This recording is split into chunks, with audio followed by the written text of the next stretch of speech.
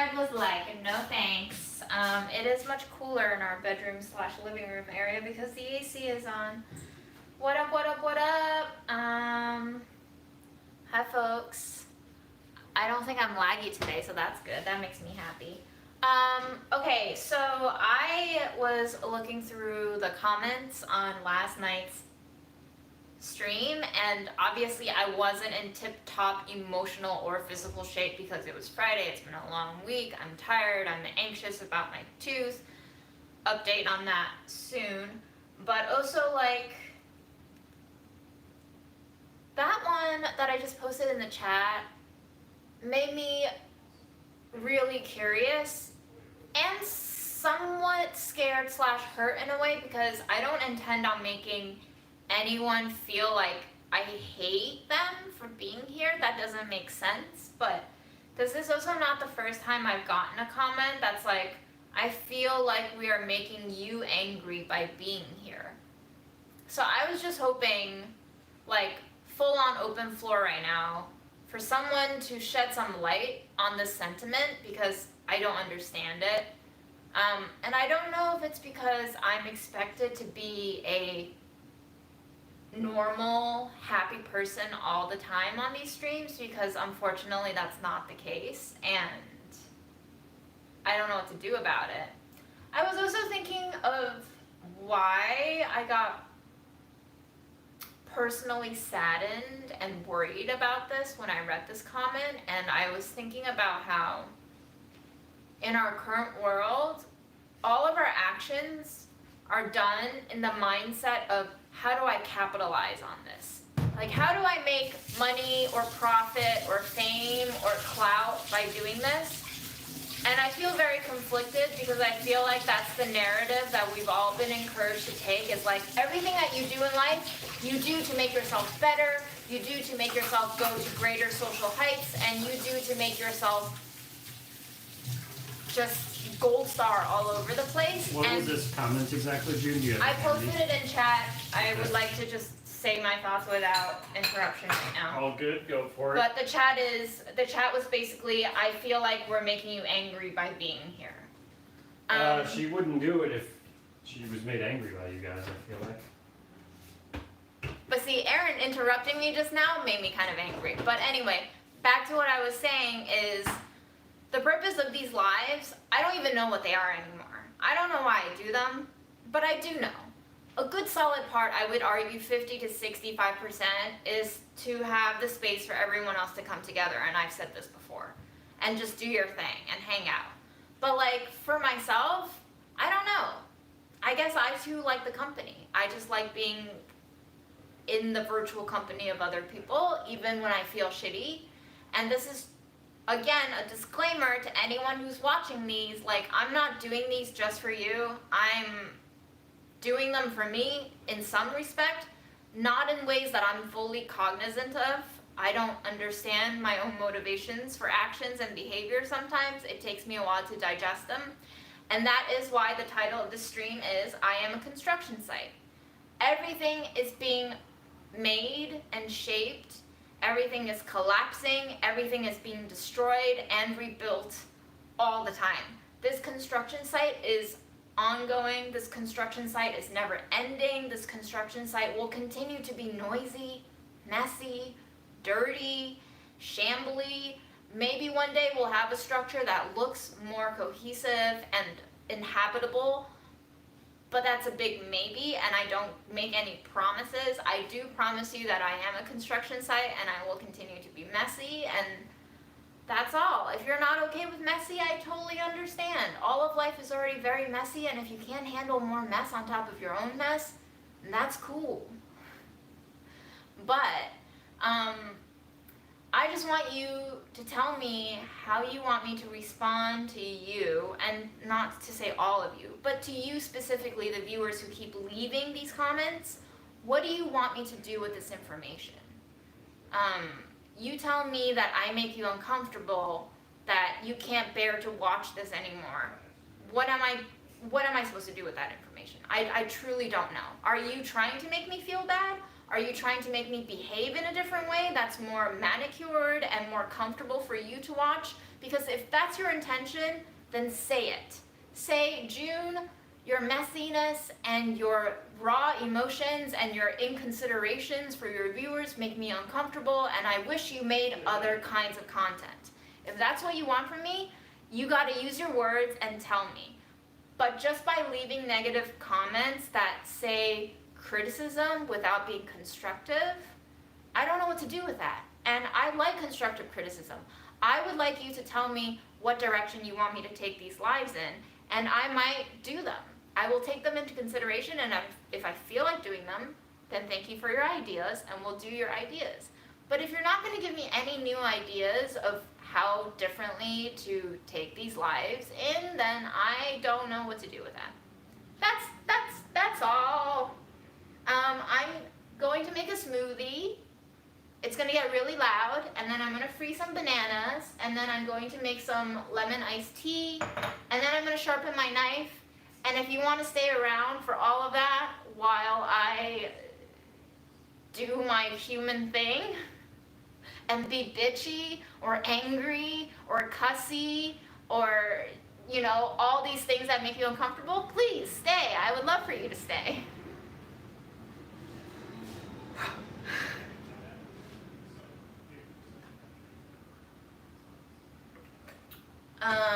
Yes, Austin, sorry. I just had to get that rant out. I was feeling a lot of emotions when I read those comments. But thank you, Vitamin Check. I'm going to take them right now.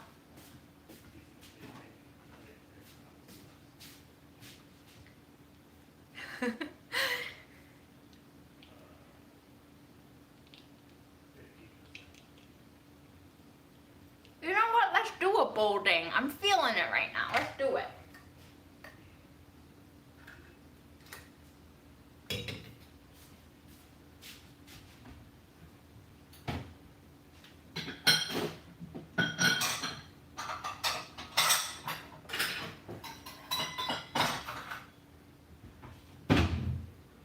And because I saw Eliza's here, I found the small bowl for you. I believe this is the bowl that you like more and can tolerate the sound of. For everyone else who is not a fan of the small bowl or who do not like these dings, you've been warned. We're about to ding the bowl until I'm satisfied. Or until I'm not satisfied, but until I've had enough.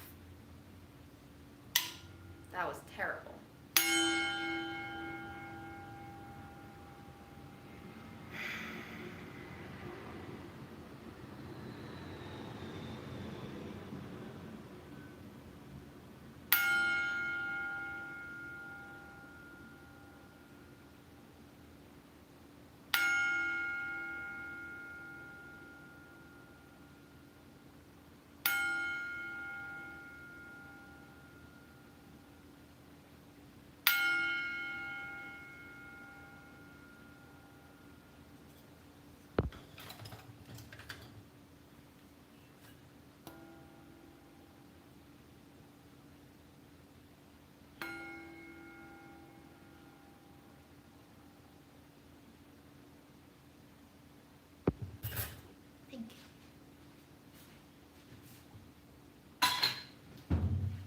Y'all, communication is really hard. Like, I just had a case of discussion with Erin where we were communicating and then we were reading into each other's words and emotions and feelings, and because we've been with each other for 10 years, we were reading into each other's actual thoughts and feelings.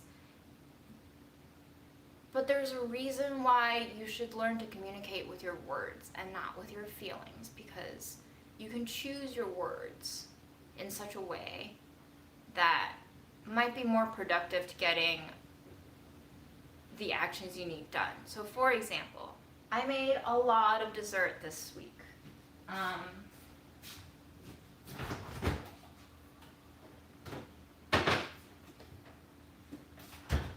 For work I had to shoot peach crisp, rhubarb crisp. I also made rice pudding.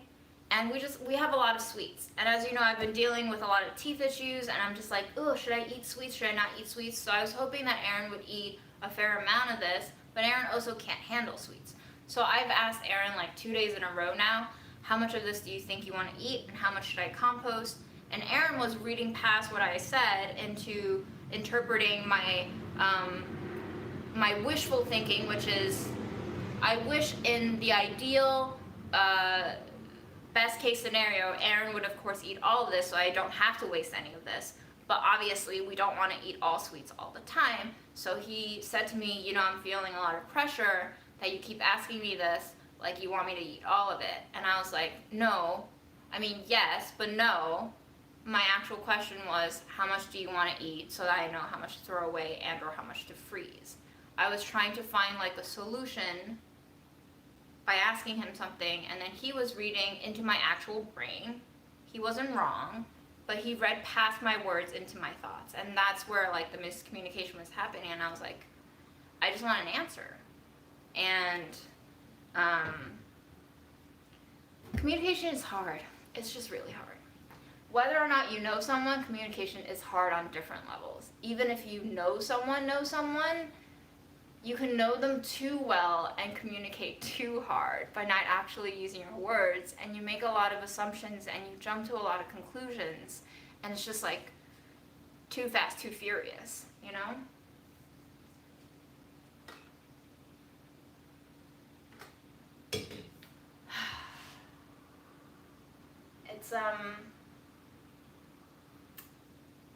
It's really, really rough. And because we all have a lot of things that we're sensitive about, like I'm particularly sensitive to when I make other people feel that. Because I think inherently, I have a lot of insecurities that make me want to please other people, because pleasing other people is like a guaranteed way for me to earn their acknowledgement, acceptance, and appreciation. And because I have insecurities about being abandoned or not being loved enough, I want to please people. So every time I get comments that say, hey, what you do hurts me, that makes me, I think it makes me scared, but that feeling of being scared immediately triggers a defense mechanism where I get really defensive and I get really pissy and maybe angry. And I say, that's not what I meant to do. Why do you say I hurt you? Instead of actually just sitting with the fact that maybe I did do something that hurts other people. So that's going to take some work. A construction site.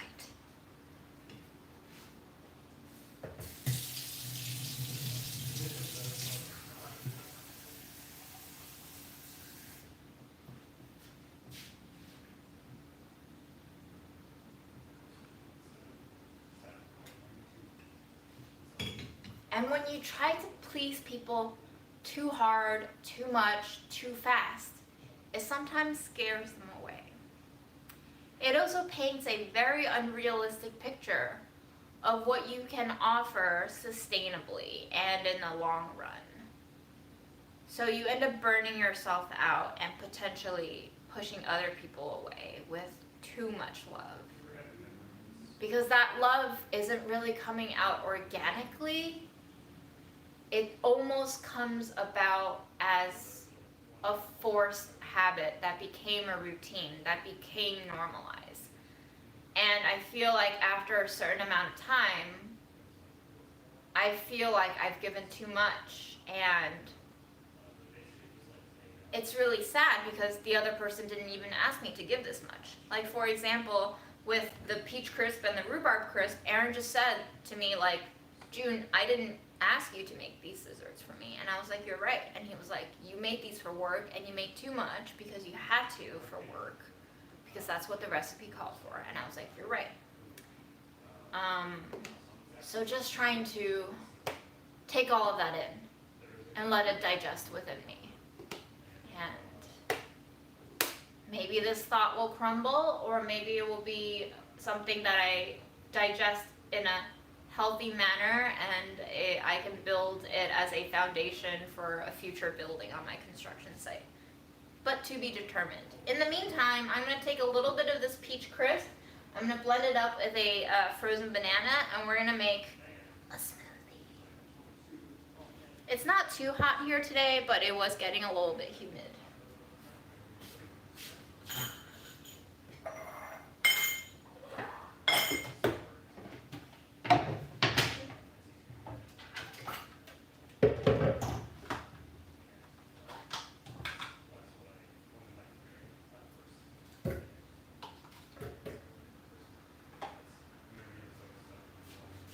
Hi, Fred. What's up, Fred? Do you want some peach crisp? And so now whenever people talk about the house, that's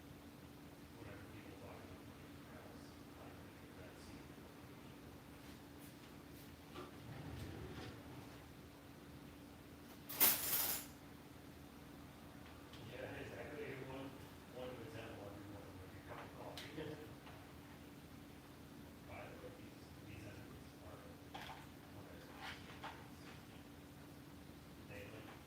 An update for those of you who care and or are curious.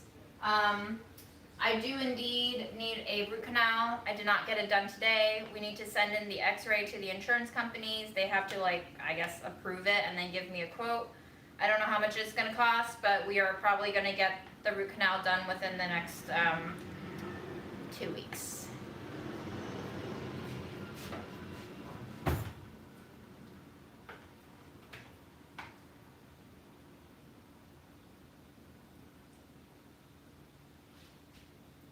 Hi, Freddie.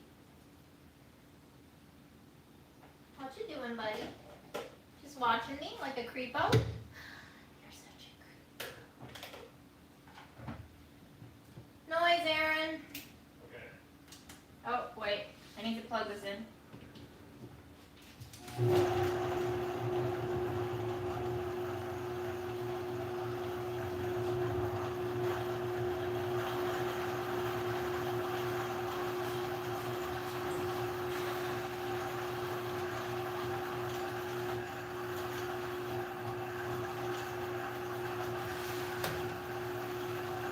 It's okay. Life goes on.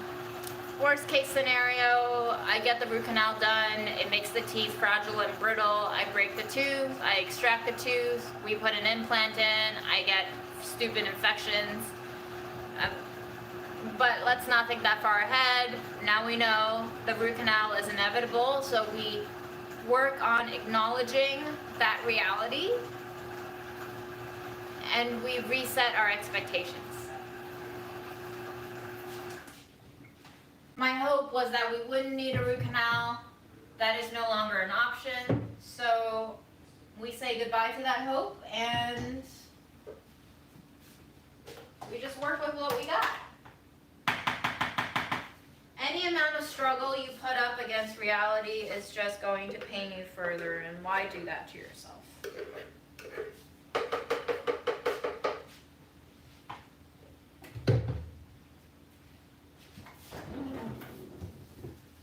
Should I add some frozen peaches too, Fred? I think I will. Thank you for your suggestion. You're brilliant. A brilliant man. A truly brilliant man.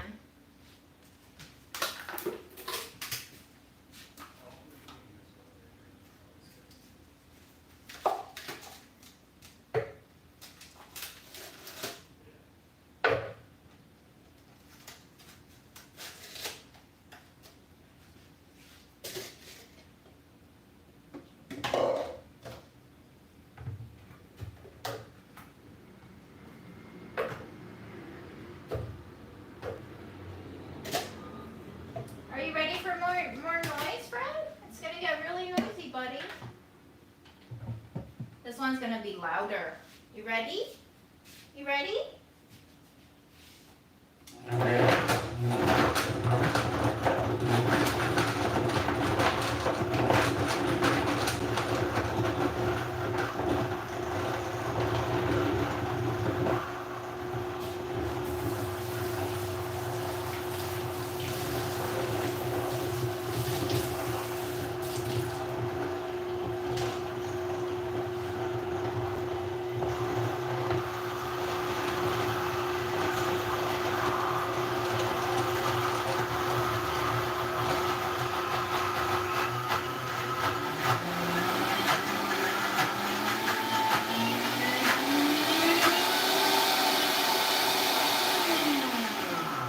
Wow, Fred.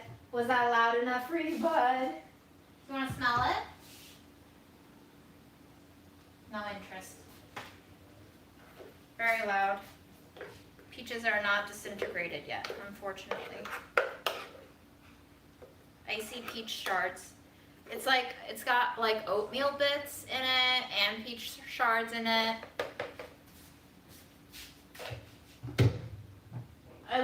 I love Fred's curious face every time he listens to the blender.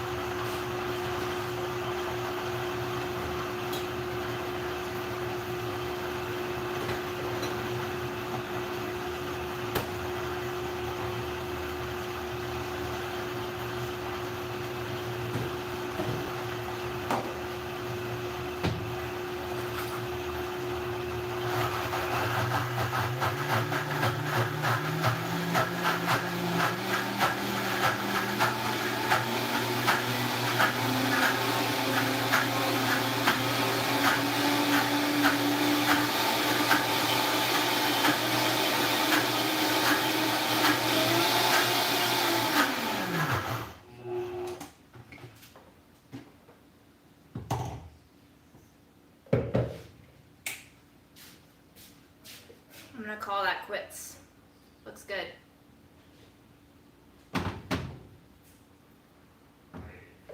Fred is adorable.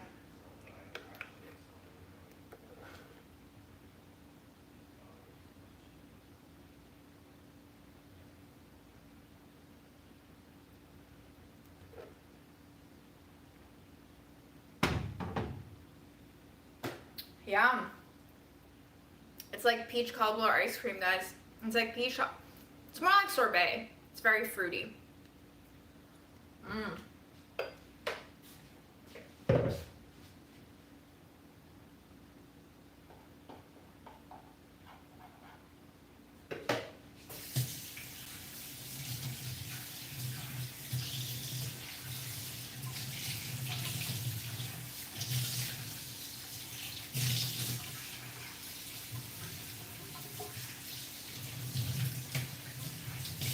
Got a little earthy sweetness from the oats, a little bit of a butter kick, a little bit of baked roasted peaches. Pretty good. Mm-hmm.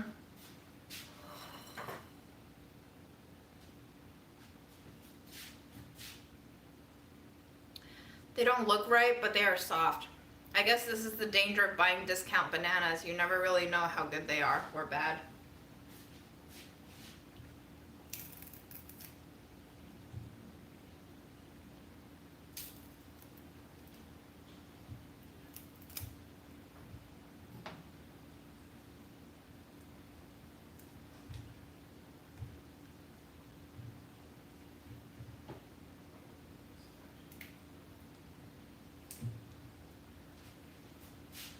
Only one remained on the vine without breaking. All the rest of them were like, liberate us, and they broke off the stem. All right, you shall go into the freezer. There are toppings left over in the container, but they're not crispy anymore. And given that it's not exactly cool today, I don't really want to turn on any heat sources if I don't have to.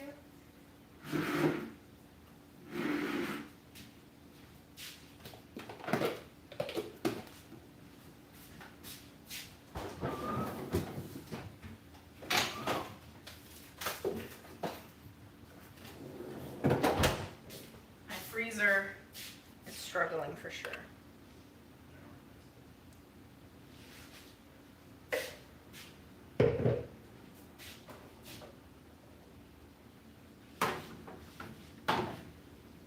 Peanut butter ice cream with chocolate sauce, that sounds amazing.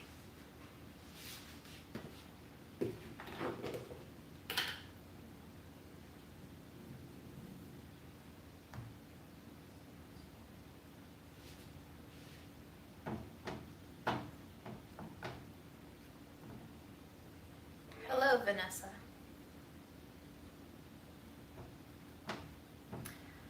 Blended frozen bananas are magical. You can make a lot of smoothies with them, and their textures are amazing. I feel like bananas are so underrated as a fruit. Like, nobody ever says their favorite fruit is bananas, but it makes baked goods taste so much better.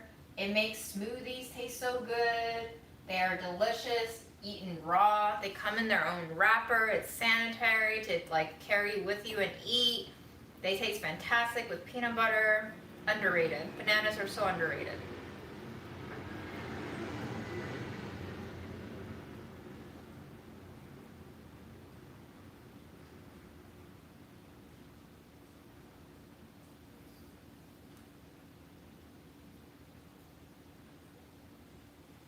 Yeah, we don't give enough credit to these supporting players.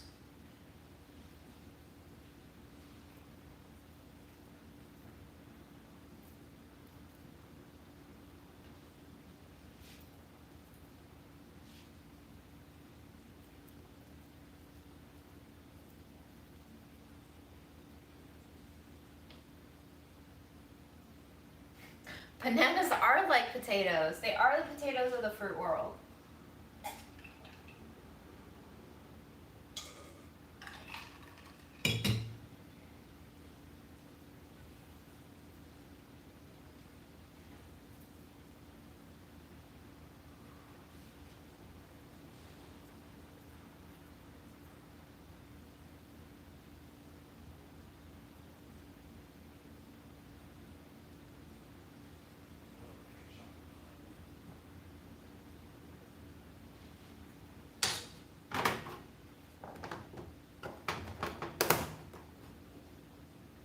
Hi, Linda.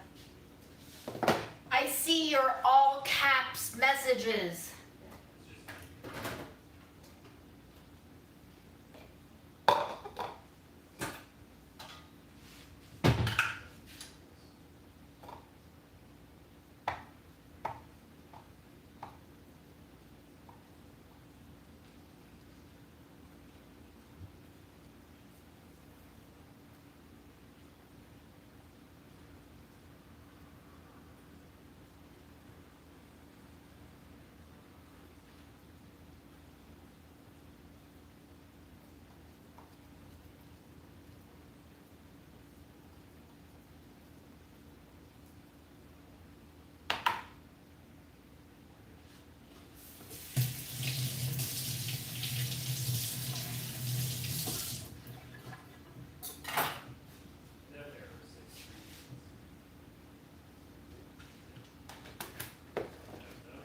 Okay, more banana smoothies to be.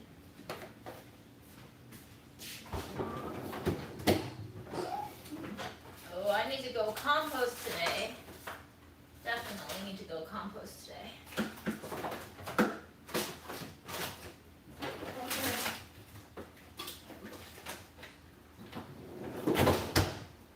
That freezer is a struggle boat.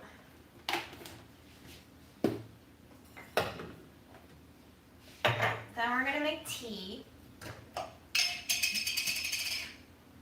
with some leftover cut lemons that I have.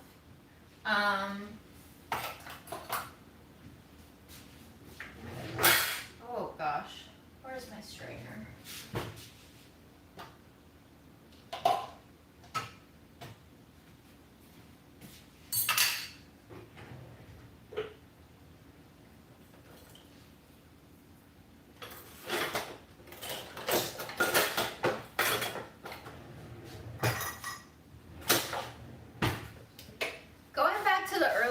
Reactions to the comments too is like a lot of me is kind of judging myself for doing these lives because they feel very pointless sometimes, but I think I just need to get myself out of the mindset that everything has to be productive and everything has to be like packaged and neat and presentable, and it's okay to just do aimless things sometimes.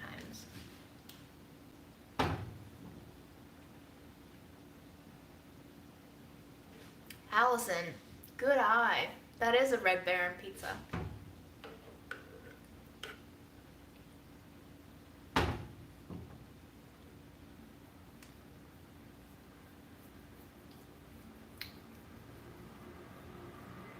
Nina, I grew up with Chinese parents who always insisted on having a common serving spoon. They would hate it whenever people just like dug into the common shared dish with their own personal spoons. So I do feel like that is a thing. I mean, you are just basically introducing bacteria from your mouth into the dish. So it would, even if nobody else is eating it, make the food spoil faster if you're not going to finish it within that day.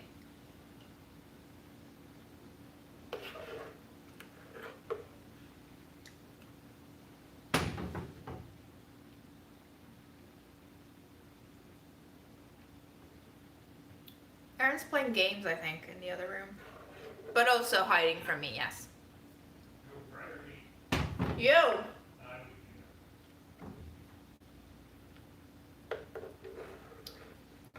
He, in our discussion about communication styles just now, he was just like, well, like anybody would be scared to communicate with you so deeply because you just have such high expectations. And I was like, yes, you're not wrong. But if you are afraid of communicating with the person that you live in such close proximity to, that's a problem, that's an issue. And you need to talk about that and fix that, or you're just gonna live in constant fear and imbalanced dynamics, and that's not good.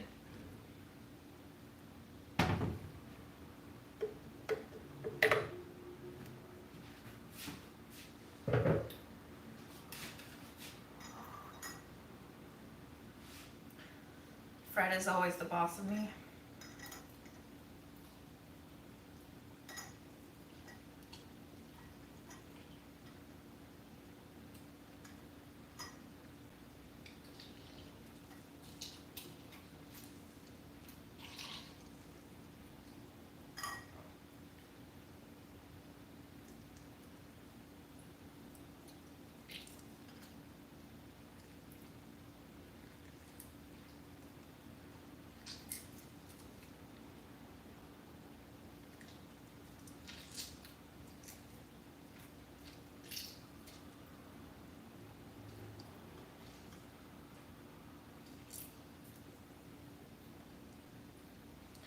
Guys, I was thinking it would be so funny if like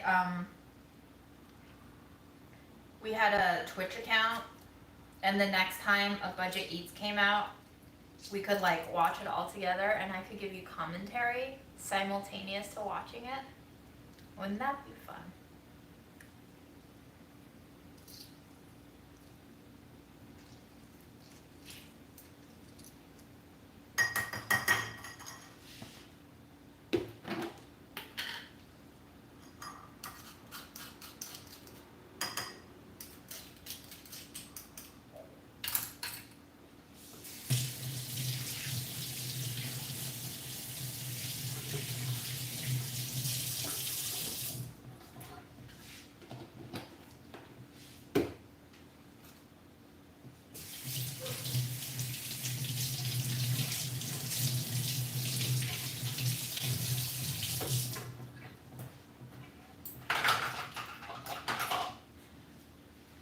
When I met like two week or 1 week ago with the book publisher, I was trying to dissuade him from thinking about publishing a book that I would write, because the thing about writing a book, I feel like inherent within the narrative of a book, especially if it's a book written like not from a fiction point of view, but from like a non-fiction, like a cookbook point of view, it is always presenting a single perspective of the author, and that is in itself almost like a lie by omission presentation of yourself, and I don't know how to neatly package myself into a book that would still feel unforced and authentic, because I think at my very core I am very scattered, very conflicted, and very, very, very messy. And even as an English lit major in college, I always struggled with writing papers because my professors would always come back with feedback that's like, this paper has too many theses You can't follow through with so many different lines of argument. You have to pick one thesis and stick with it. And that's always been a struggling point with me. I can't stay with just one thesis because my mind just wanders. And it would feel like a betrayal to not pursue all the different lines of thought, and yet it is very overwhelming because it is impossible to pursue all the lines of thoughts that I would lead myself down inside of a single paper or a book and still make it feel like it's one cohesive product. So that's why I've been very like anti-book. First of all, I just feel like everything that's out there already has everything that people need. And so writing a book would not be providing the people with anything of value because it would just kind of oversaturate the market with something that we don't need to produce. Kind of like how I feel about merch. And two, even if I had anything new to say, I don't know how I would say it cohesively, coherently. It would just be splatters of everything. Nothing would follow each other. It would be a book of non sequiturs.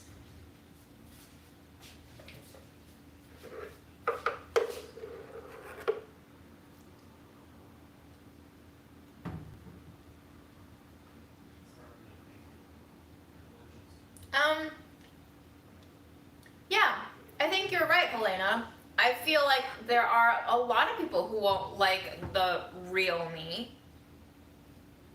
Because as we can see from these comments already, the real me is very clashy. And people don't know how to digest that. It's not very edible, that version of me. So no matter how much of my actual audience they represent, I think it's already a proven fact that most people can't receive all of me very readily. It's just not meant for consumption, you know?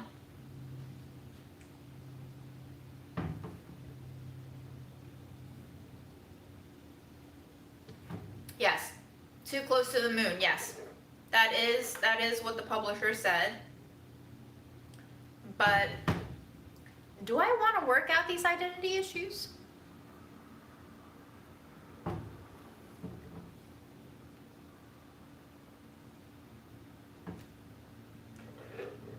Latavia, you are neither early nor late. You are just right.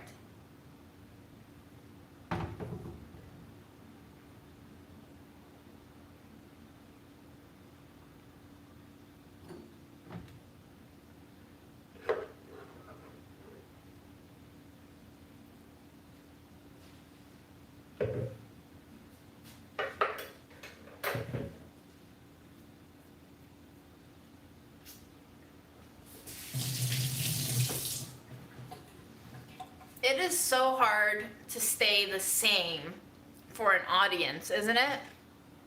They come to expect you, and if you don't give them what they expect, you hurt them.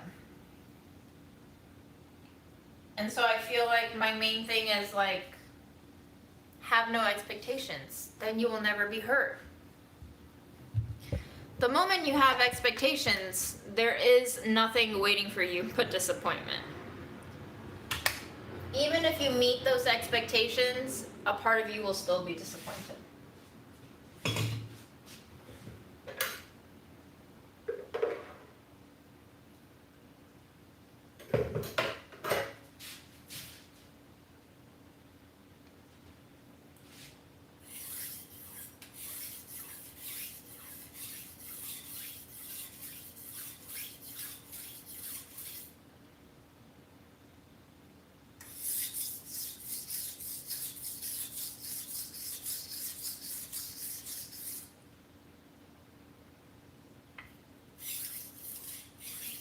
Aaron, do your knives need sharpening? Not my cooking knife, but you could try sharpening this new one I got if you want. I think it's not the sharper 50 from the factory. Okay, do you want to give it to me? Do you know what kind of metal it is? Yes, actually, it says exactly what kind of metal it is on the blade. It's a common metal used in knives. It is 8CR13MOV. I don't know what that means. Neither do I, but Do you want to show the people your new knife? resources all over the internet about it. I don't know if I really want to, because, Okay, then don't show them. well, do you know why I don't want to? Why? Think. It's illegal to carry? Yes. Oh, and yes, I don't carry this outside in New York. I definitely don't carry this around New York City. It only stays in my home. I do not carry this in public. Police, if you're watching. Note to the popo. Yes, June, you can back me up on that, right? I don't bring that around with me outside. You wouldn't even hurt a cockroach. Actually, you would. But you would not hurt a mouse. Right. Roaches or mosquitoes are really the only insects I would enjoy killing. I don't even like killing flies.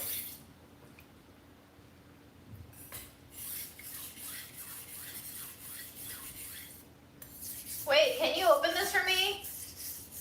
I believe in you, dear. I don't. What do I press? I'll show you. I hate weaponry.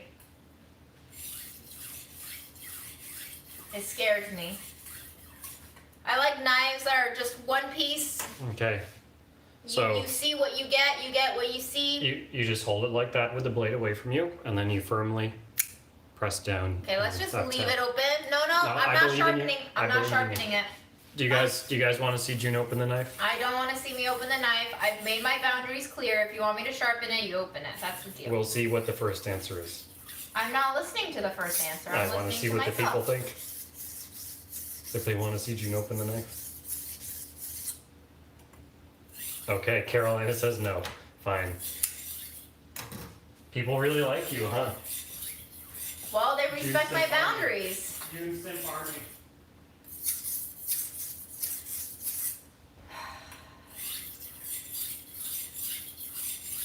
You gotta respect your own boundaries or else nobody else will.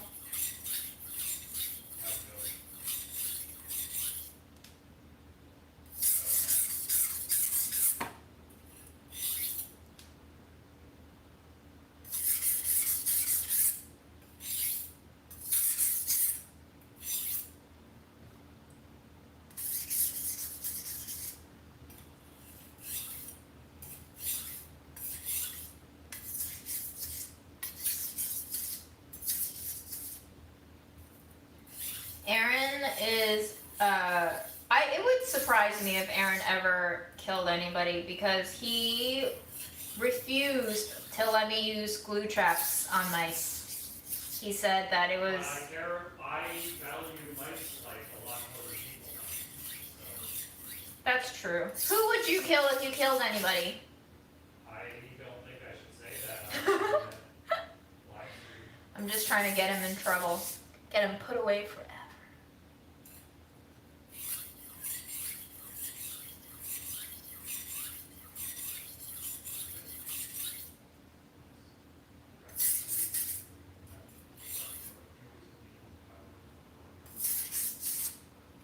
I use a double-sided whetstone. It is 4,000 and 1,000 grit.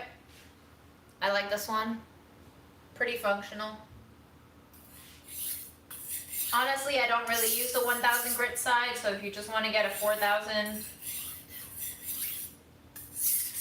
or sorry, I don't use the 4,000 side, which is the finer side. I pretty much only use the 1,000 side. The higher the number, the finer the grit, and the lower the number, the coarser the grit. And coarser grit will wear down your knife a lot faster.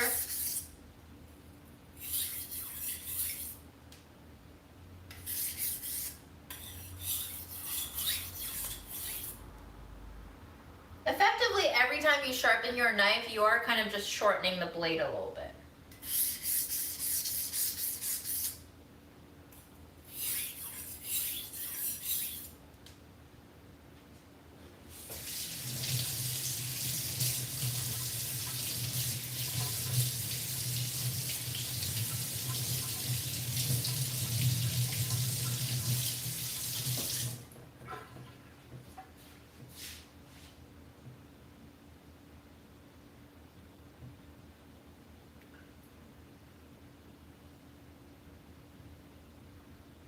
I like to check for any dents. I can see that there is a dip in my knife blade right there, which makes cutting through certain things a little bit harder. That's probably my sharpening fault. I'm not a master sharpener. I can feel a little bit of burrs when I rub my thumb. So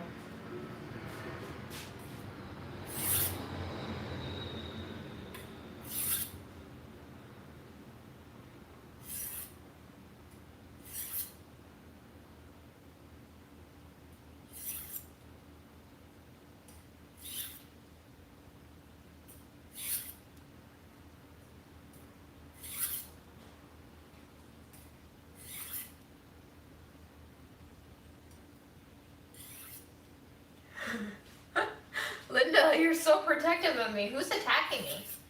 I don't think anybody's attacking me. I think you can relax a little bit, Linda. It's okay.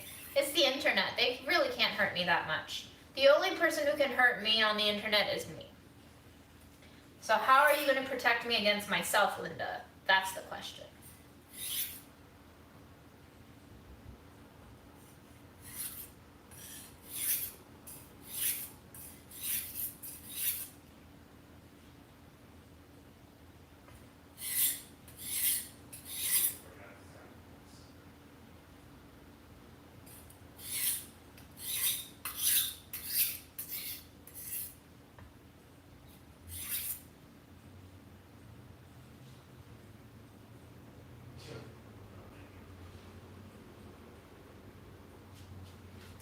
Yes, this shirt, I showed it when people were asking to see my thrift haul. It was $8.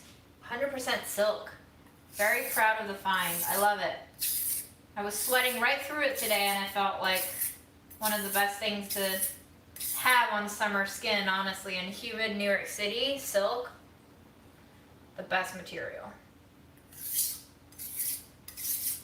Doesn't really cling to you at all. It lets the wind breathe right through. It soaks up your sweat and it just kind of dries off and evaporates. Or as Aaron likes to say, worm spit. Thank you, worms.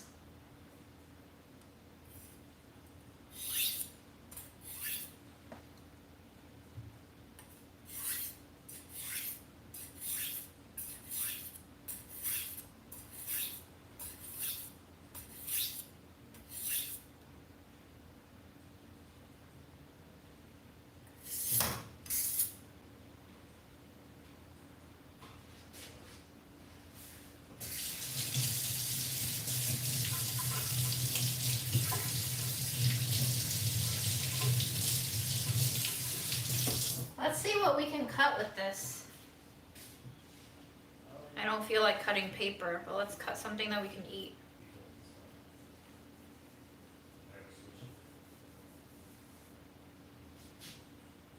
Yeah, true. Whoever figured out how to harness worm spit to make fabric is like truly a genius. Where's that Nobel Prize at? I don't have any tomates. I didn't have any tomates.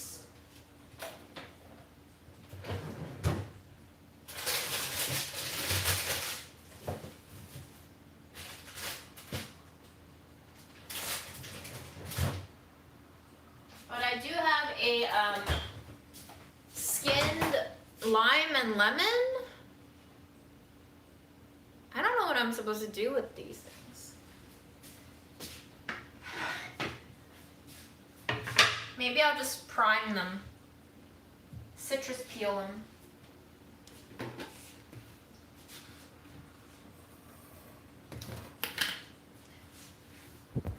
Remove you from the charger and move you over here so you can get a closer look, maybe.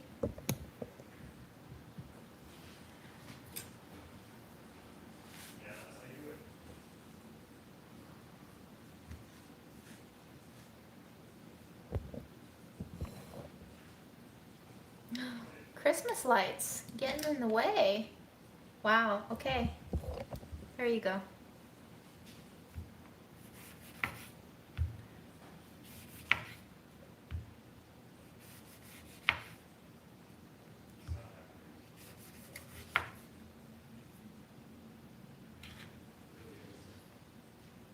Yep, that's what we're doing, where you only get the fleshy cuts.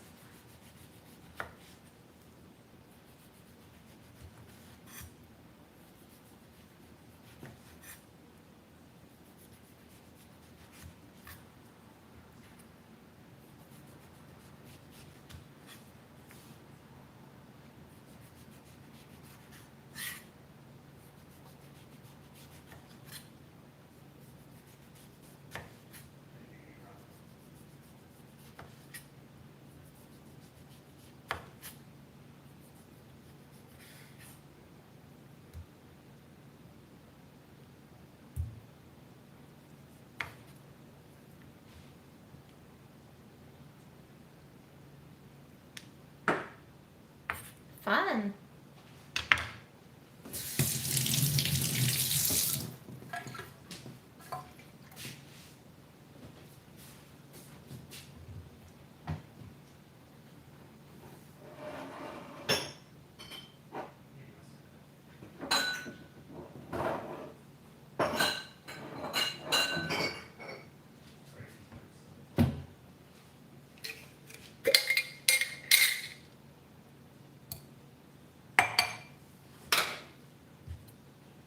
I love how these peels look. You can see the little juicy compartments, the cells underneath the peels.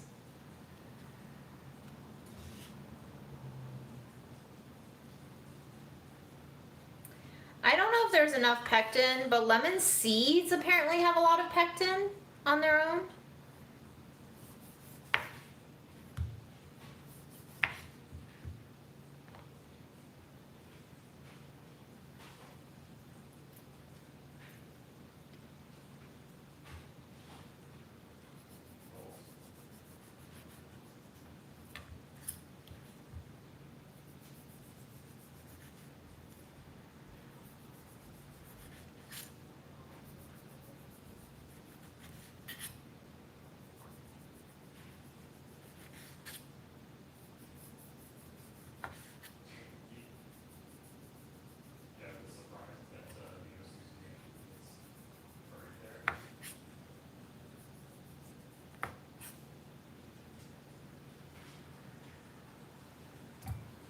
And now we have a citrus ready for something.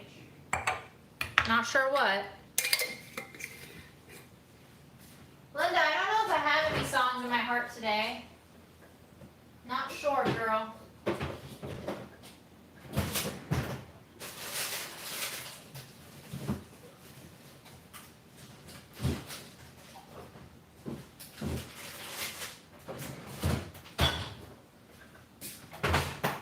Let's eat an apple, shall we? Not a farmer's market apple, unfortunately.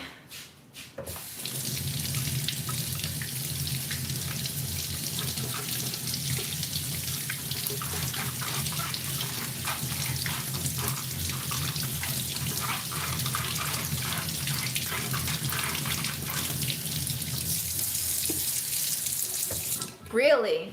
This would set off your trypophobia? Huh. I too suffer from trypophobia, but not to the extent that you do, I don't think.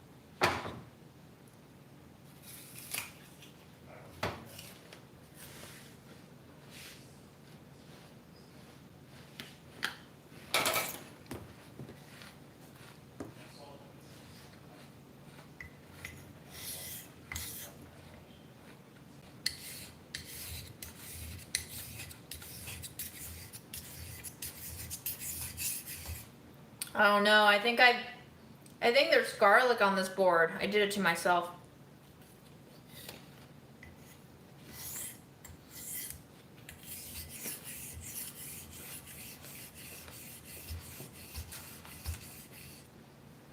I think it's from the pasta sauce we made last night.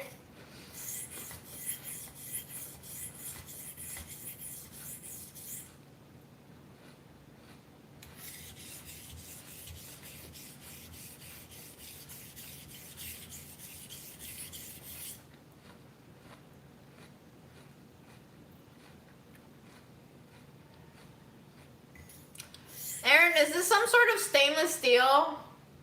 It's a nice stainless steel. Yeah, it feels kind of hard to sharpen. I don't know, I told you what this metal is. Well, I don't know what that metal is. Do you want me to Google it? Sure. Okay, can you read me what it says on the plate? 1558 patented It says like CR or something. 8CR13 MOV.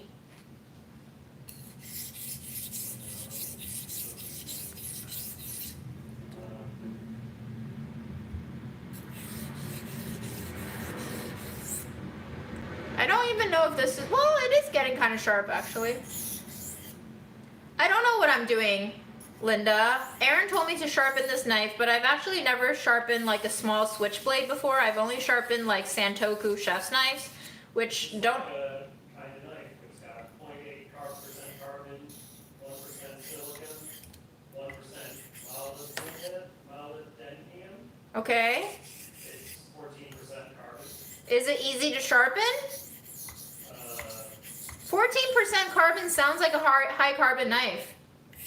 Carbon is 0.8 and CR is, Oh. that's chromium, I guess. Oh, I don't know how easy chromium is to sharpen, man. It's definitely harder than my high carbon Santoku to sharpen. It's a high carbon, high chromium alloy. High carbon, high chromium alloy used mostly for kitchen knives. It contains several primary and secondary carbonized ones in the type, which is responsible for higher hardness and cutting ability. So it's relatively high carbon according to this. Okay.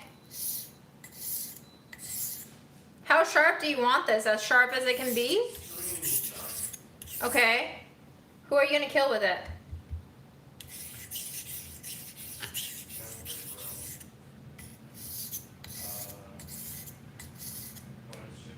You didn't fall for it.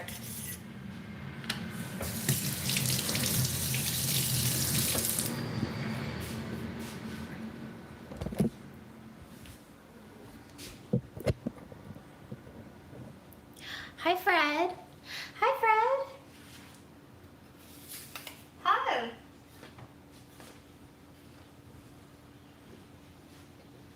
Mm.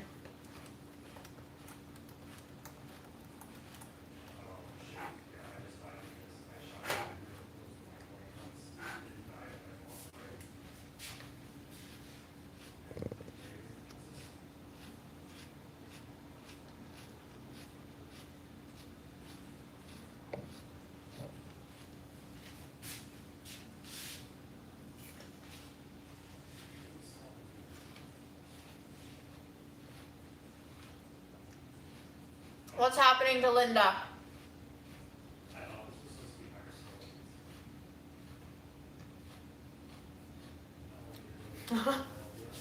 Linda, you're a weird one.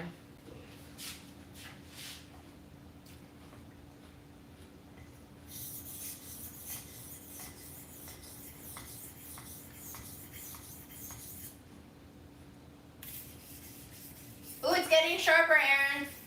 What? It's getting sharper. Awesome. Thank you. You having fun? Yeah, I love sharpening knives.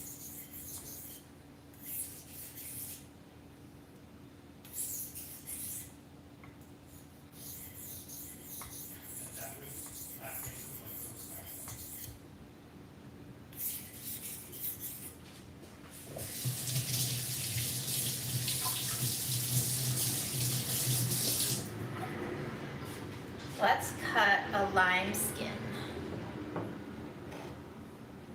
Okay, not quite there. This is definitely no kitchen knife. I guess it's just the blade is small relative to the handle, so it doesn't exert as much force.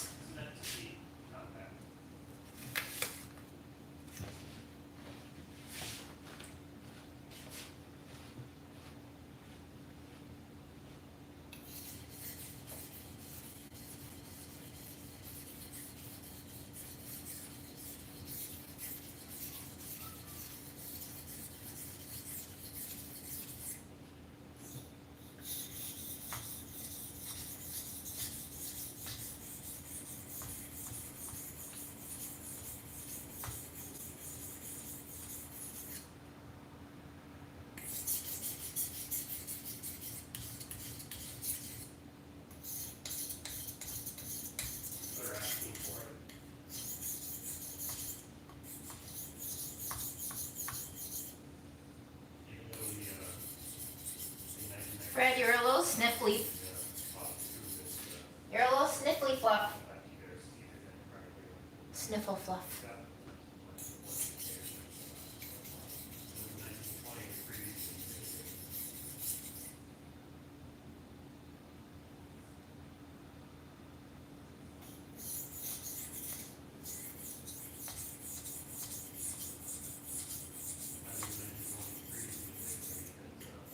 Linda, did you know that my college was originally a Quaker-founded school?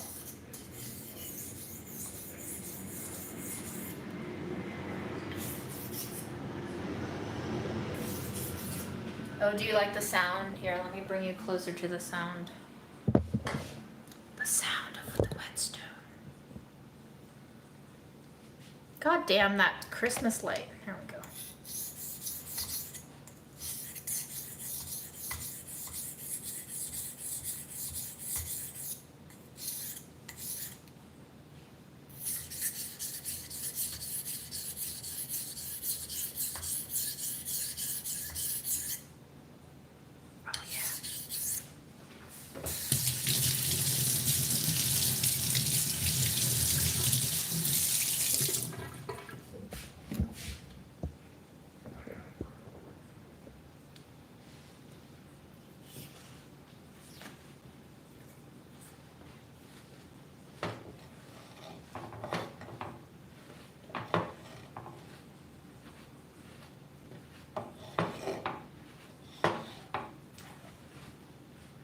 We're getting there.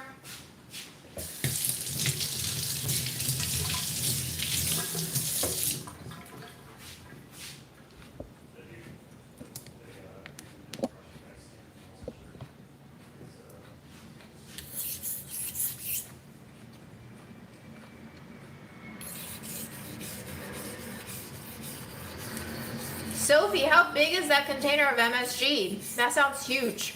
Probably will last you your lifetime plus your grandchildren's. I want for my death row awaiting execution. Damn, who did I kill to get there? I want like 14 different varieties of bananas and like 14 different varieties of peanut butter. That's it.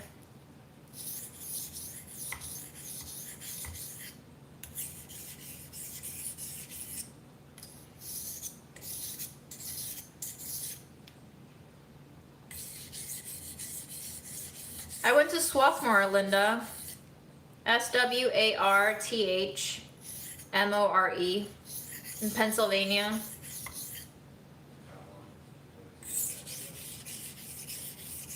I use a Ajinomoto. It's the only one I can find here. I can't imagine they would taste that different from each other, but maybe. But also if you use like those bouillon cubes, they're for the most part MSG.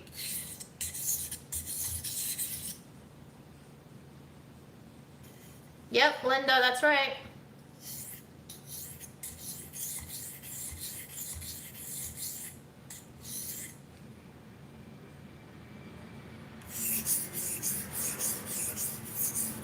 Yeah, the bananas that you saw me cut up earlier are Cavendish. They are the most widely available variety in North America here.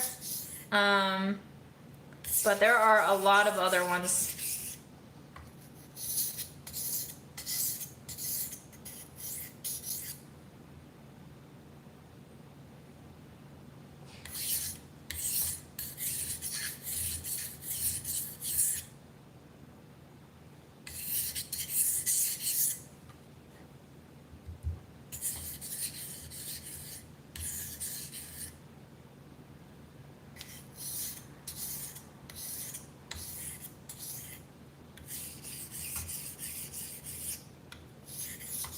What if I whittle your blade down to nothing, Aaron? What if I whittle your blade down to nothing?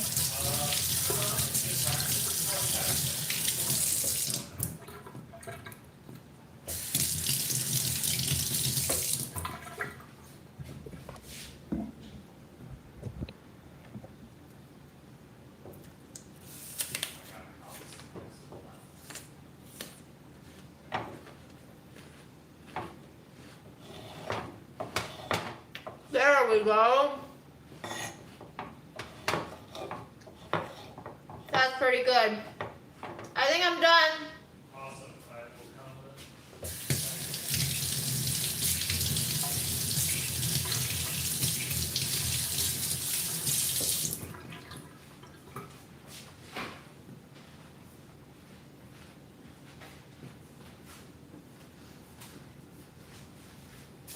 How dangerous is it?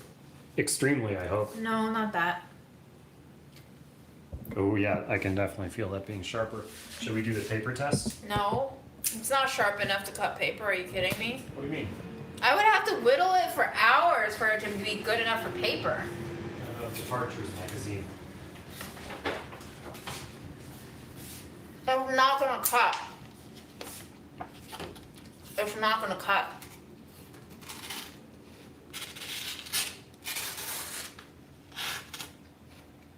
It cuts. Not well. Yes, it does. That's great. There, I didn't use any force. That was all just on its own. Okay. Sure it was. I mean, I'm not grabbing the other end. All right, Aaron. Thank you. Take your knife and go. Bye. Excellent work, June. Thank you. Does anybody know, can you sharpen a serrated knife? Like, can you sharpen this? I feel like no, but maybe. Because that would just grind down the teeth, right? He didn't ask me to get the 9-star tattoo. He just came back and showed me it, and I was like, "What? I didn't approve of this."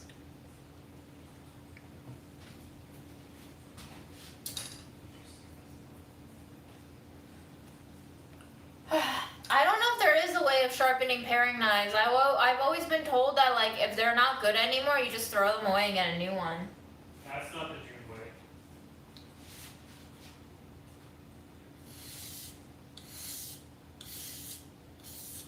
Wow, it's leaking. It's leaking. It's leaving serrated streaks on the stone. I don't know, maybe this is bad for my stone.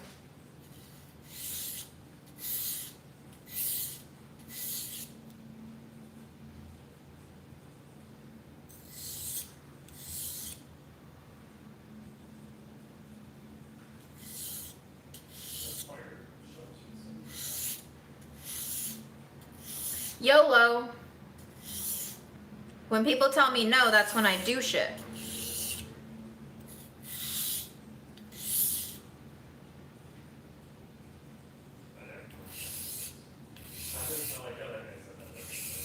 I'm being very careful to only go in one direction.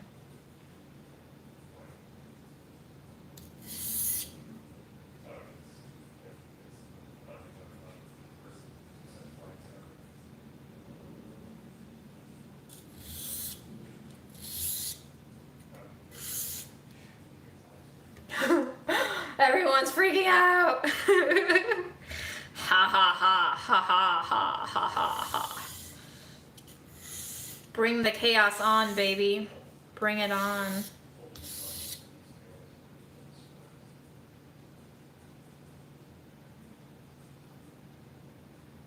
Okay, that's it. I had my fun. It was just worth it to see y'all freak out.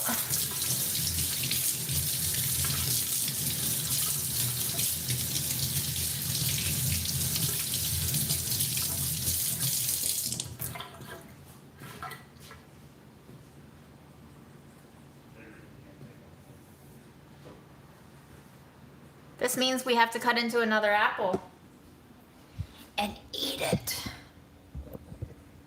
Ooh, maybe, hold on.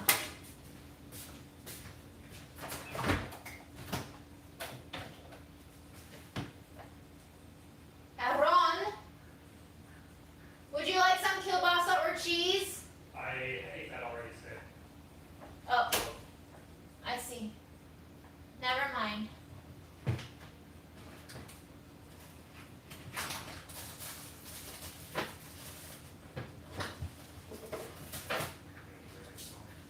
I think I just really need some vegetables in my system, y'all.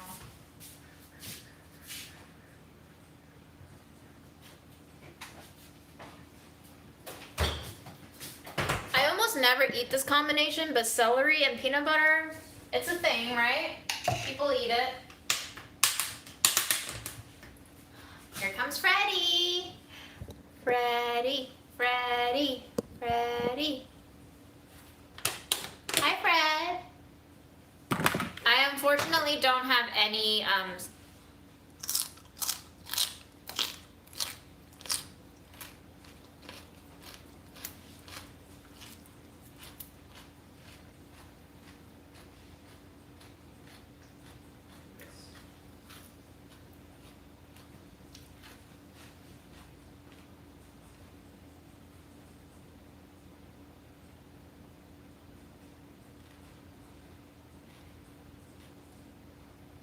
Is that a no? Okay.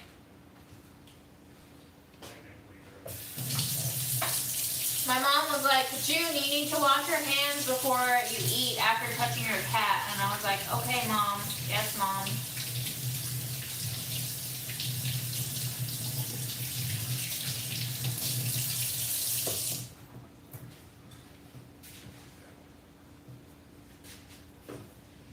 Oh, Mom. Mom can't let me live my dirty ass life. She says, get it together.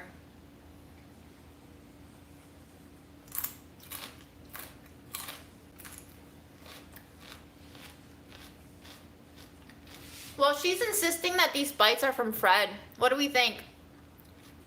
Are they fleas? Fred, are you giving me fleas in my bed?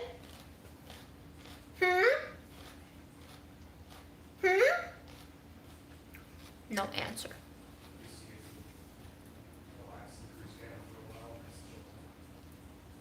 Delicious.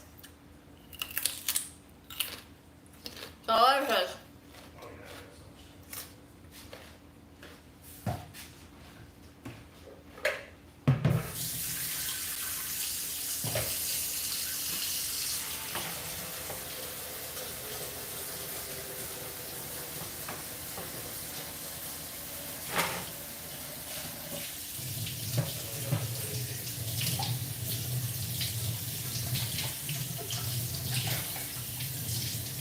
I honestly don't think it's fleas because Aaron didn't get a single bite, so.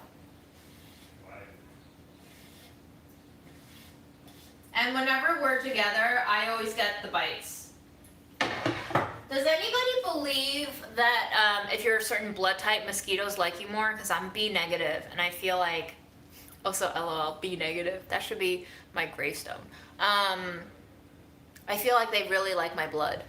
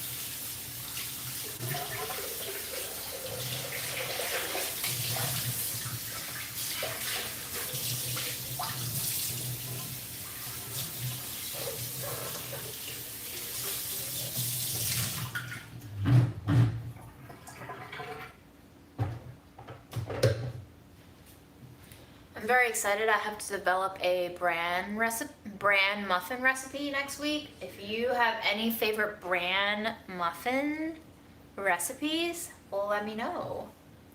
I would love to survey and steal, but I think I'm gonna use some oat flour. This looks good. Feels good.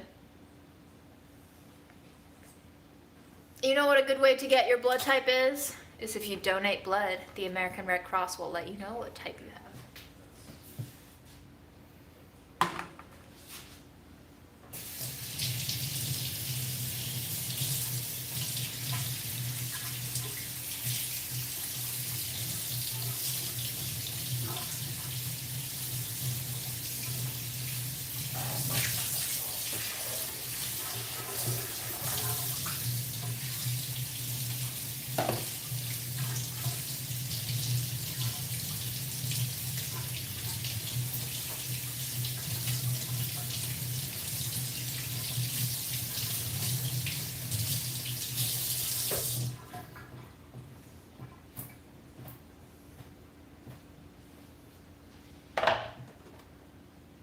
Fred, you're a little wheezy.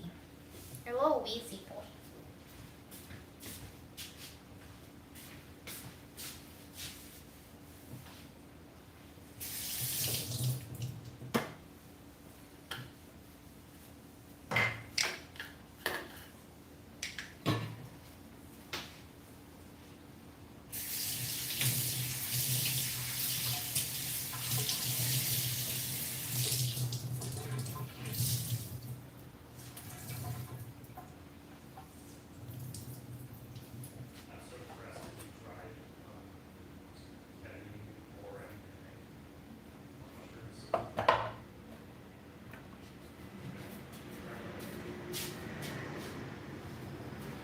Let's go sit on the floor with Fred and eat some peanut butter and celery.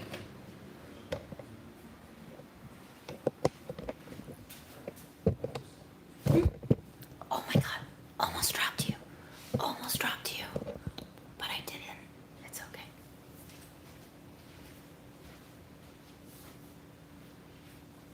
That's probably better idea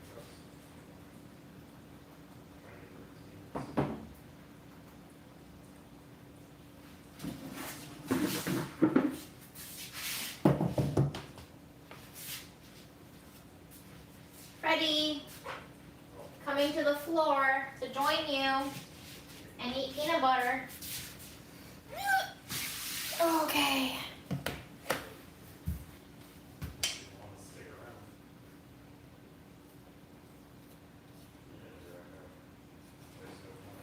Too bad you don't like peanut butter. I would love to feed you some.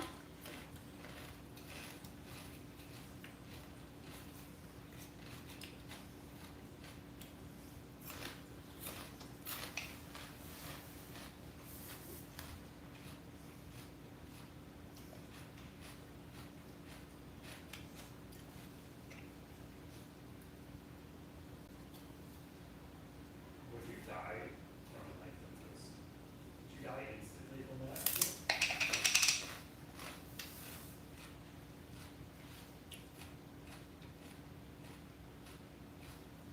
He really doesn't like peanut butter. More for me, cat. More for me.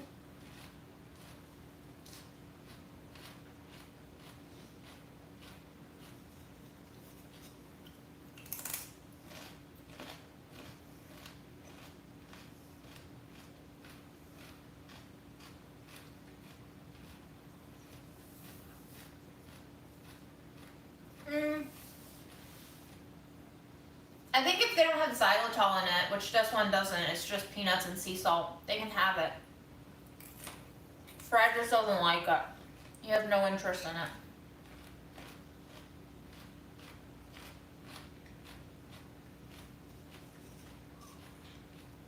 I'm very tired, y'all. I walked to Flushing and back.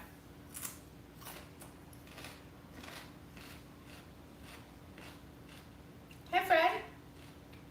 Hey.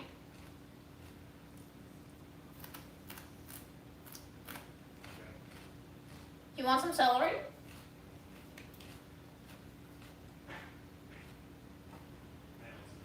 Hates it. He hates it.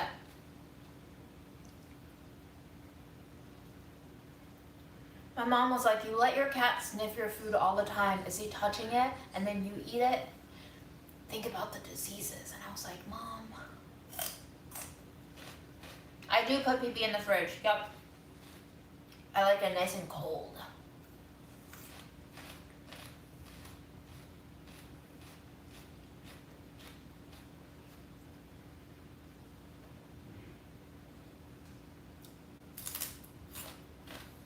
We actually did work for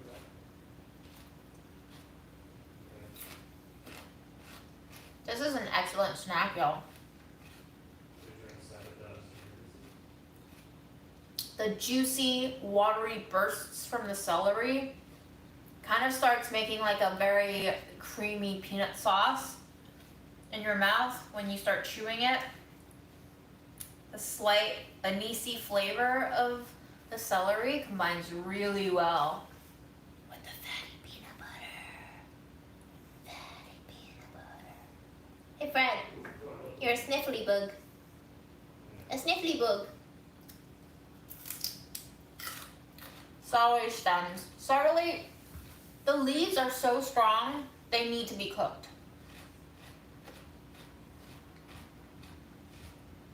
Yes. I don't know if I've ever had rose milk cake. That sounds like something Aaron would love. Celery stalks with blue cheese, of course. Amazing. Classic combo.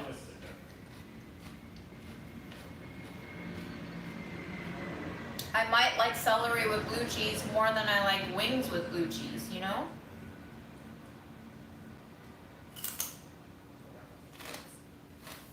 I like celery more. I'm a recent fennel convert. I wouldn't say no to it now. Fennel has a better, like, denser crunch. Celery is very watery.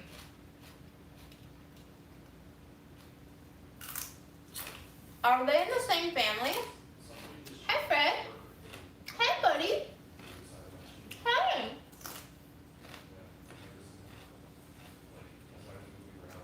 You want pets? You want pets?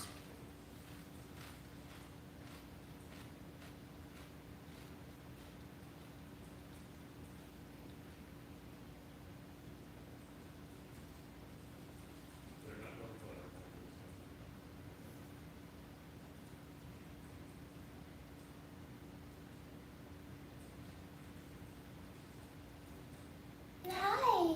Do you like that? Do you like the scritchies on your toes? Oh, bite. Okay. Bite time.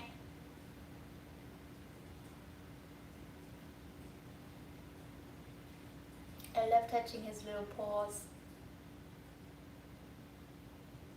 Do you like me touching your little paws? We're gonna have to clip these nails soon, and then you're gonna hate me. Hate me or love me. Hate me or love me. Sometimes you hate. Sometimes you love. Never know which one you're gonna get. It's a wild card, baby. Russian roulette with the cat's claws.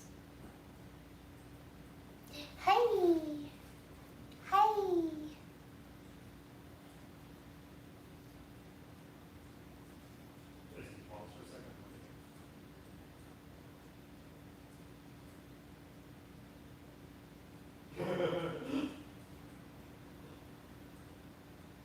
Hey, what you doing?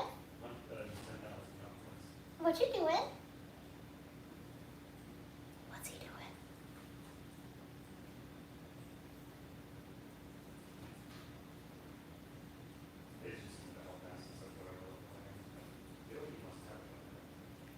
Fred never runs out. He always stares at me when I'm leaving, and then he gets kind of like, I don't know why, but when I'm, for example, taking out his litter, when I come back and open the door, excuse me, that was a burp. That was a delicious burp. Oh my God.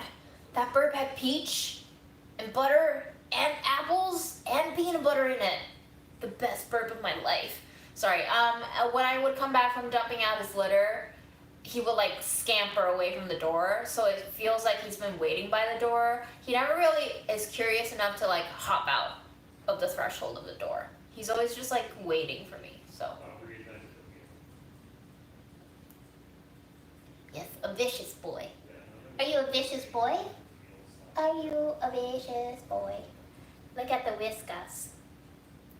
Look at the whiskers.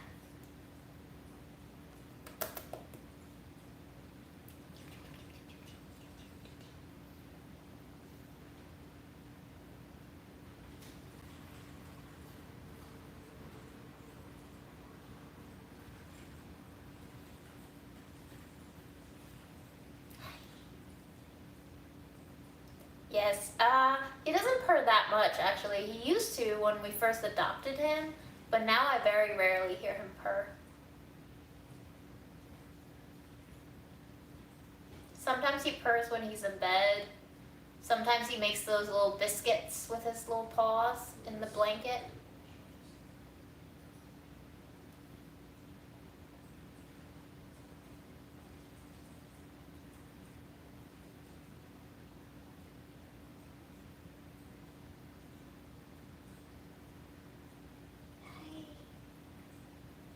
Is that a good scratch? Do you like it there? You love your little chin cheek stretches. We could do this for hours.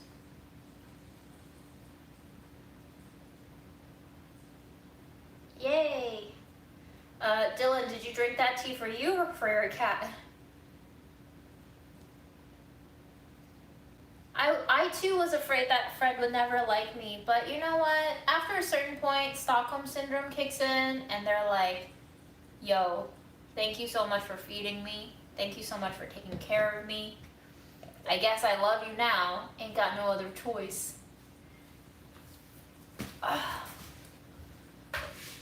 Now I have to wash my hands. Isn't that right, Fred? Now I have to wash my hands because of you.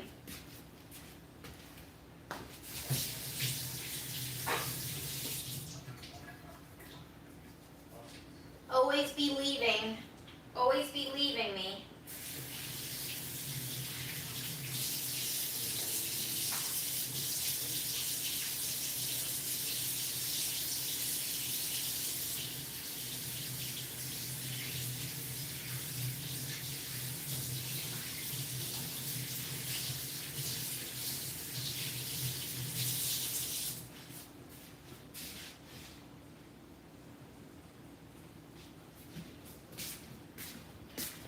Guys, I really should go compost today, but I really don't want to go outside anymore.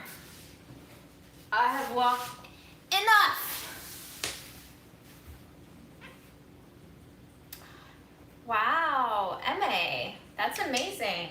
I wish I could get myself to clean my kitchen.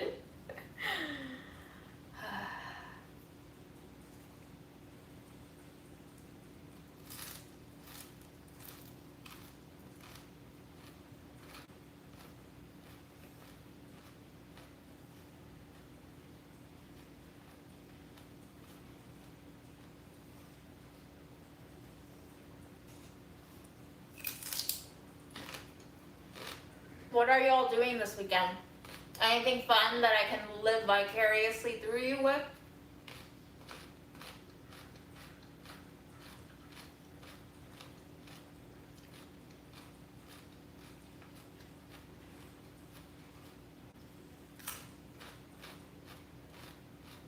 What's your homework, Eliza?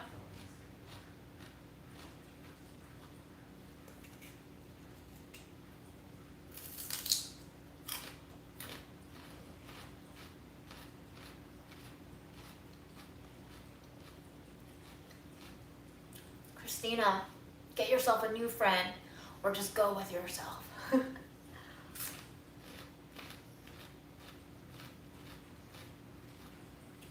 No, not overtime. That sounds like balls.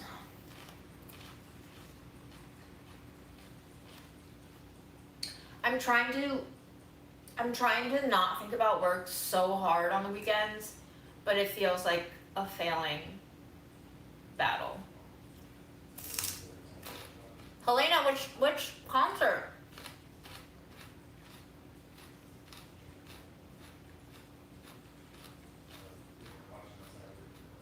Eliza, what's your topic for the essay?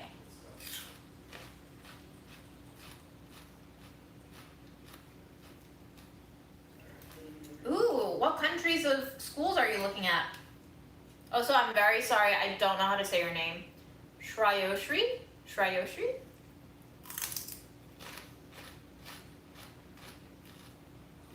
The FOMO of never doing enough is going to be a lifetime if you don't take the initiative to change that mindset. Unfortunate for us, society loves to have us be in that mindset forever. Makes us more productive cogs, you know? I'm right there with you.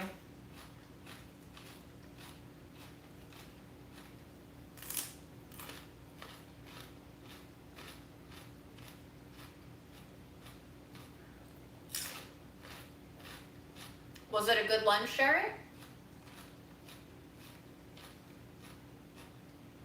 Yep. We don't matter.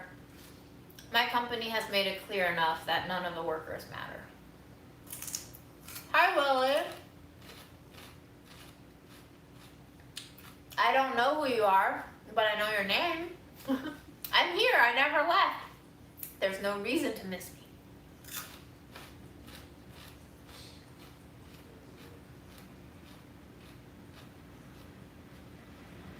Eliza, what if you just wrote your essay on how much capitalism actually sucks and that nobody should really care about applying for jobs? Would you fail the assignment?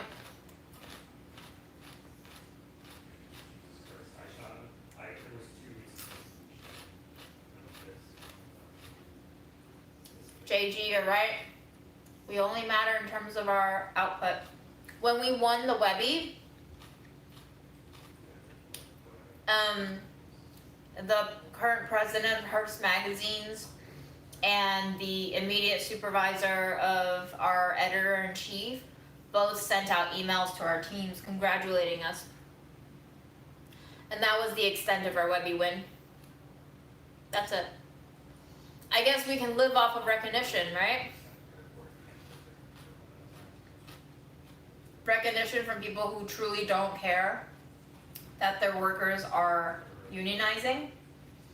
It's like an eternal deferral of responsibility when we bring up unionization efforts to anyone. They're like, we don't handle that. We hired people to handle that, and they're dealing with it very, very diligently.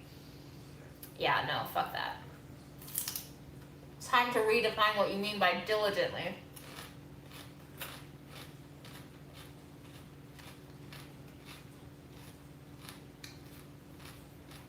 Nina, that sucks.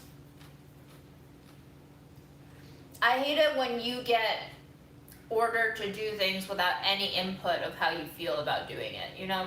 But that's the way that these systems work. They just expect you to do it because you have no power and you have no choice. Even though they want you to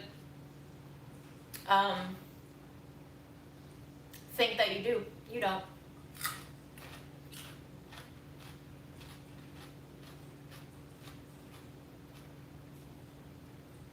JG, where are these stats coming from? I don't distrust you, but drop a link if you got some proof. Is this why millennials change jobs so frequently now?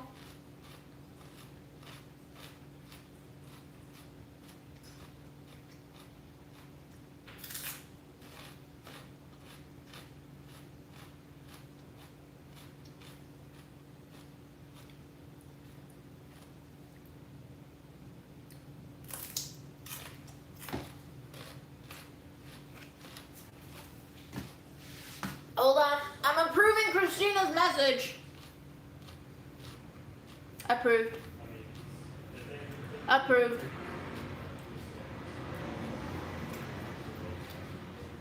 Thanks for the link, JG. Wow. Now we know the truth.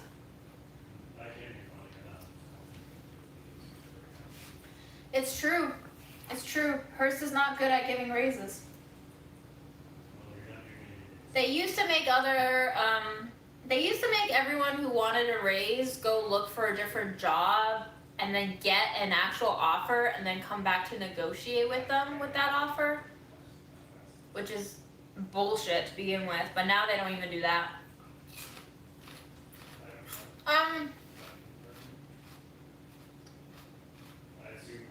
Dad, I think we all need to recognize that Bonap got exposed for doing that shit, but the reality is all companies do that shit. And unfortunately, as much as we want to play the identity politics card, they don't just exploit people of color. I mean, people of color get exploited worse, but if you listen to the Reply All episodes at all and just got an inside look at how these places function, they exploit everyone. They exploit everyone by playing them off of each other, by not being transparent about pay, by just constantly underselling your talents and telling you that you're not worth more than this amount and giving you that amount, which in New York City is not a livable wage for a lot of people, especially people coming from more disadvantaged backgrounds, which, surprise, surprise, turn out to be people of color a lot of the time. And so if you're already starting at a, disadvantaged place and you can only get that far, you just can't afford to continue to be taken advantage of, and that's why there is underrepresentation in a lot of industries, especially media, because media, at least in the sector of media that I work, tends to pay like shit, and people who can't afford to be paid like shit can't afford to stay in these circles, and that's why you don't see them represented that well. It's systemic.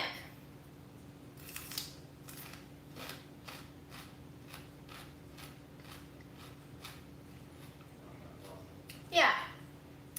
Diversity, equity, and inclusion is now a business. They don't actually change anything for the better for people who need the status quo to change. They actually just found a whole new way to make money off of this inadequacy. And instead of fixing the inadequacy, they like to do performative shit, like bring in speakers to talk about diversity and inclusion and hold workshops that don't actually have any policy change attached to it, and start blaming individuals for not being diversity inclusive enough instead of blaming the entire fucking system and the corporation that functions off of this disparity. So, fuck that. And y'all can go suck it.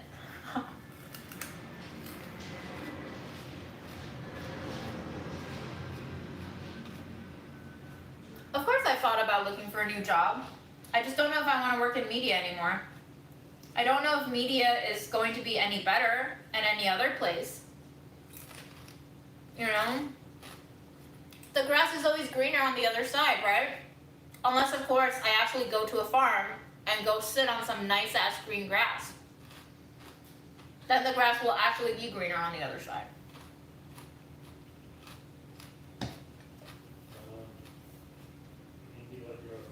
The transparency of pay is a huge issue. We need that everywhere. We need that on hiring sites. We need that in company directories. We need to know what people make so that we need to know about the disparity between different positions. It doesn't make any sense.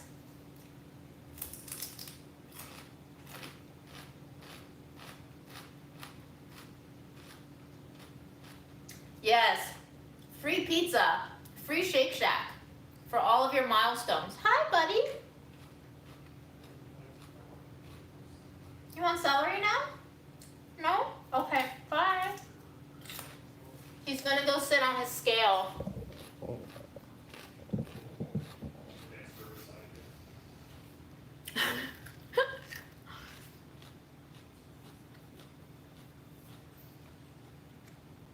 Oh, I'm sure my upper-ups know how I feel. I've been very vocal about the union.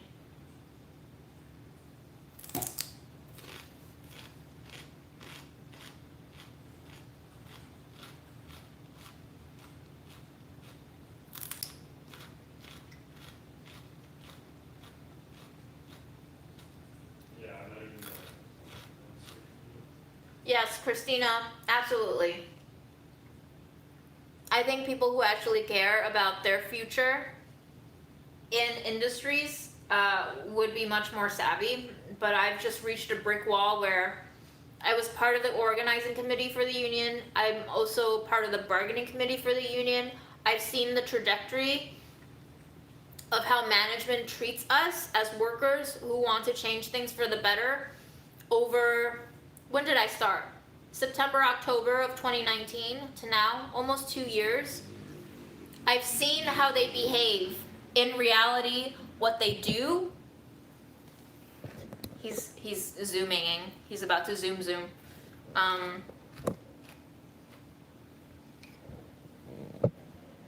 Listen, I mean, management should know by now that what you say can only be taken at face value until it's proven wrong. And because of where I stand and what I've participated in as part of the union, I've seen you been proven wrong many times over.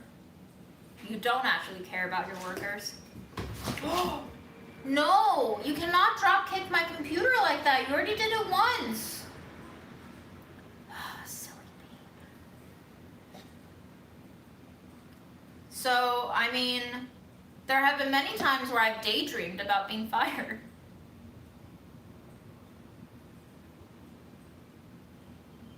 And I wonder what that would force my life to look like. Maybe for the worse, maybe for the better. I mean, definitely in this current country, if I have to leave a job that gives me health insurance, I'd be pretty fucked. But that's a greater issue that a lot of people in this country are dealing with. So, listen, in the grand scheme of things, I don't matter. I'm just one person, which is why I have a desire to stay at my current place, because I feel like I can actually try my hardest to affect some change as a part of a group of workers. You only have power in the collective voice. You don't have power as an individual in a capitalist landscape like this. It's only when you band together, and it's only when you have democratic solidarity, and it's only when you have everybody on the same page about what they want to achieve, which is much harder than you think it is, that you can actually affect change. So, it's gonna take a long time, folks. Bye, Fred.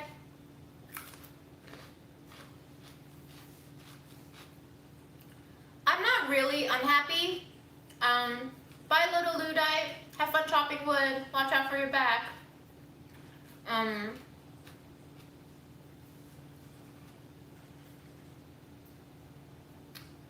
I just, I'm not really unhappy at my work. I'm very unhappy about the, Fred, what are you doing? You're just running in and out of the curtains.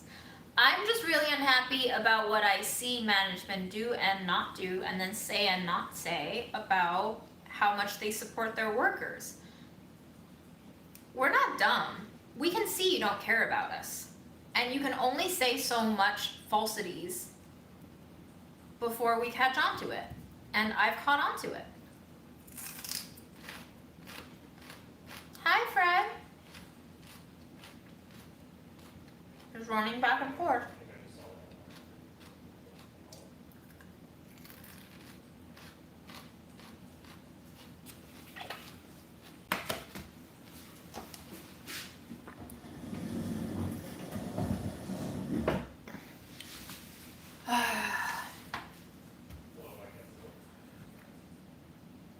Bye, Morgan. Enjoy your swim.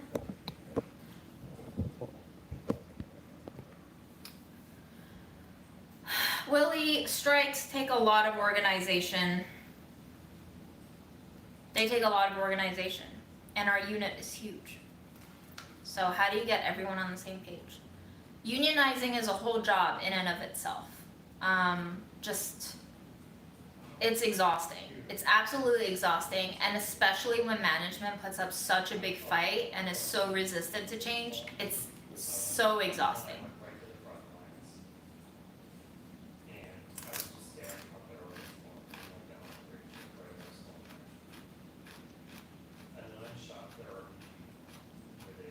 What would my own business be?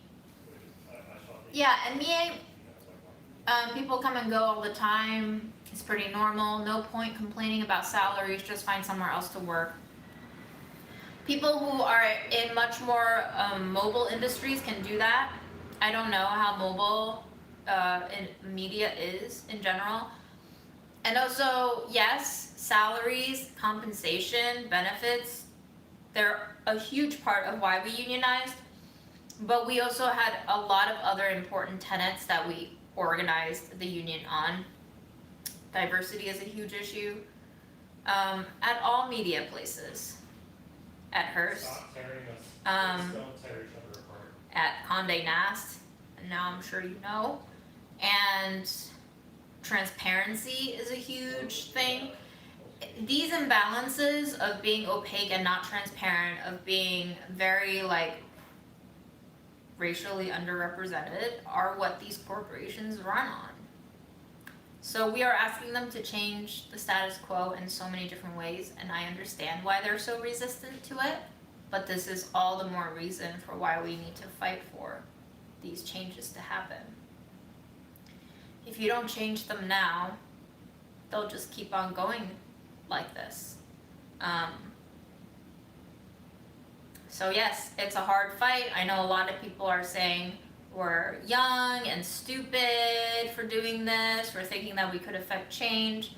Yeah, we are young and stupid, and you might as well be young and stupid while you can still be young and stupid. And isn't that the point of living, is to do something?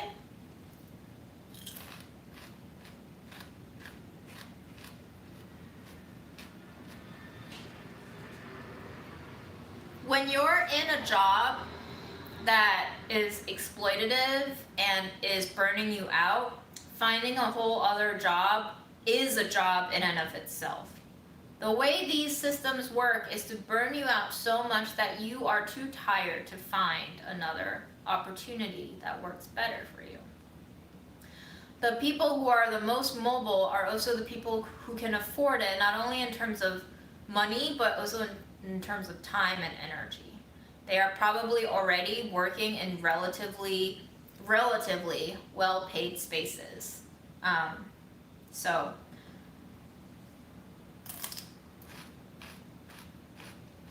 employee-owned company is different than one that has a union, yes. King Arthur, for example, is employee-owned. Everybody owns a stake, a share of that company. They share the profits that that company makes. Just having a union means that management has to negotiate everything. They change policy-wise with the union before they go ahead, but the union doesn't share any profits, and the union is separate from the company. Whereas employee-owned, I believe, the workers are the company.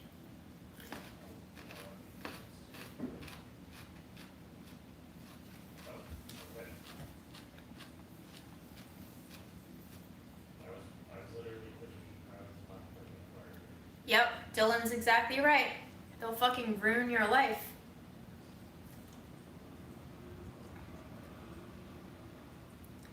Social capital is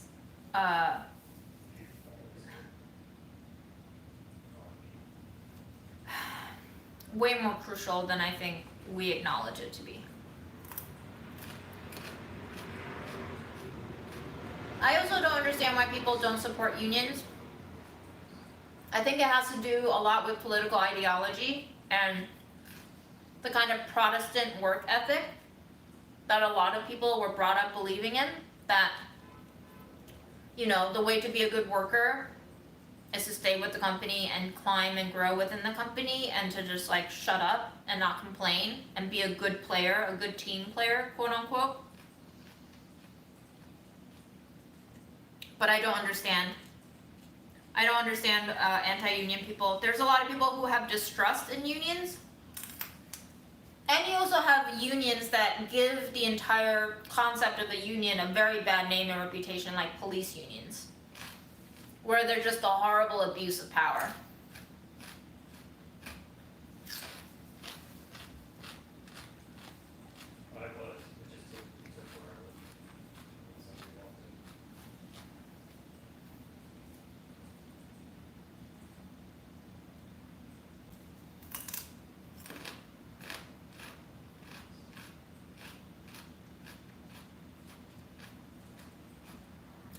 Yep, it's really twisted logic.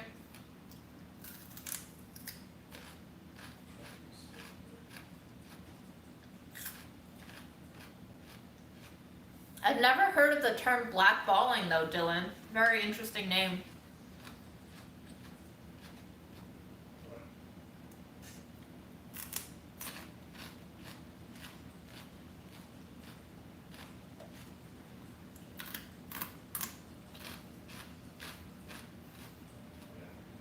Do you think if money didn't exist, we would still have some sort of currency though?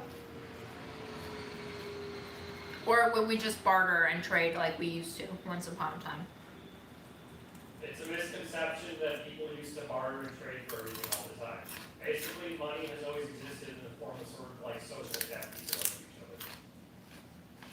other. Aaron shouted from the other room that money has always existed in the form of social debt.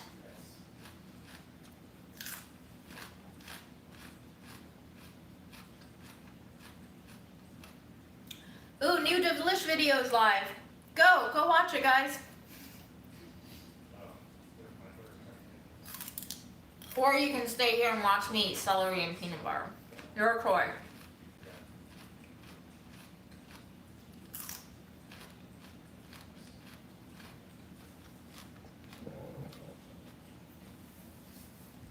I wasn't a real social worker. I did some community outreach as a part of Project Hope, which was a FEMA-funded project after Hurricane Sandy hit New York City. I was stationed on Coney Island. The objective of Project Hope was to reach out to people and connect them with psychological support resources. But unfortunately, I learned that, like looking at the whole thing in terms of Maslow's hierarchy of needs, a lot of people were still living in very destroyed homes. Homes that have like mold infestations.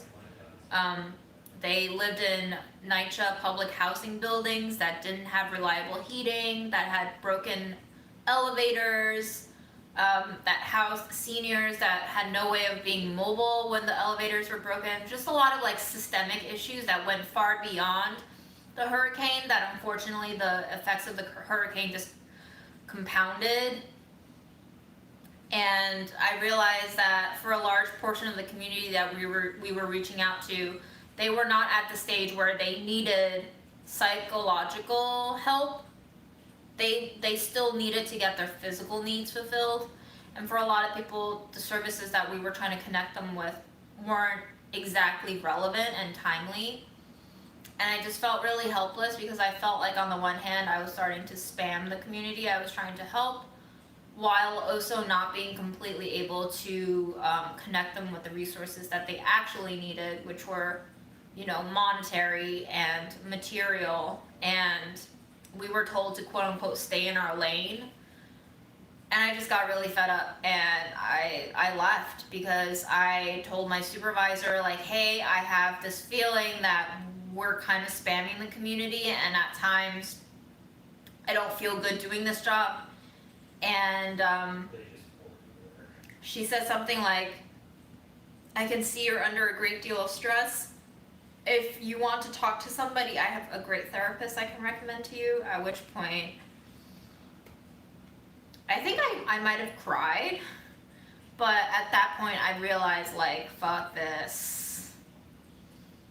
I'm not doing shit that the community needs, so I left. And I got into food.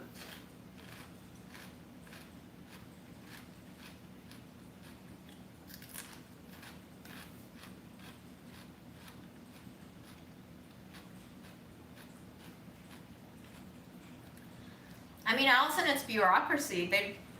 There's just not enough funding to like actually help people bounce back from these natural disasters, and it's ill-equipped and the systems are broken. Like, why is public housing in such disrepair in the first place?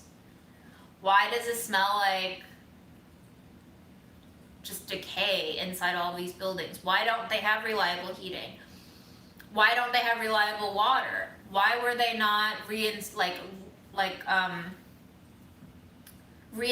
for infrastructure repair after the hurricanes came? Who knows where all the funding goes for my tax dollars?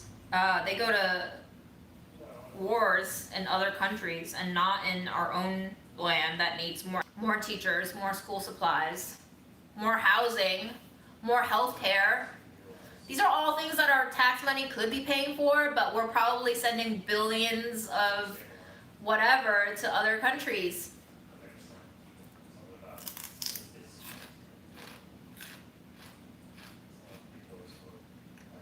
I probably would have still gone to college. It was a learning experience.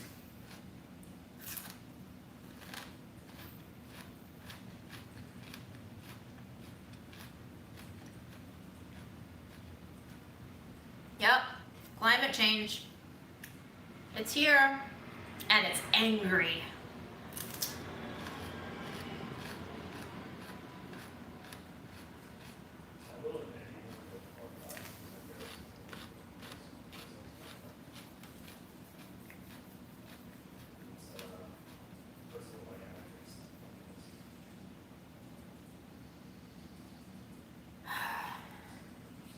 That was the last job that I had that actually had good health insurance, unfortunately. And then I went into restaurants and worked off of basically minimum wage for 4.5 years without health insurance. I made little enough money that I qualified for Medicaid healthcare though. That was nice.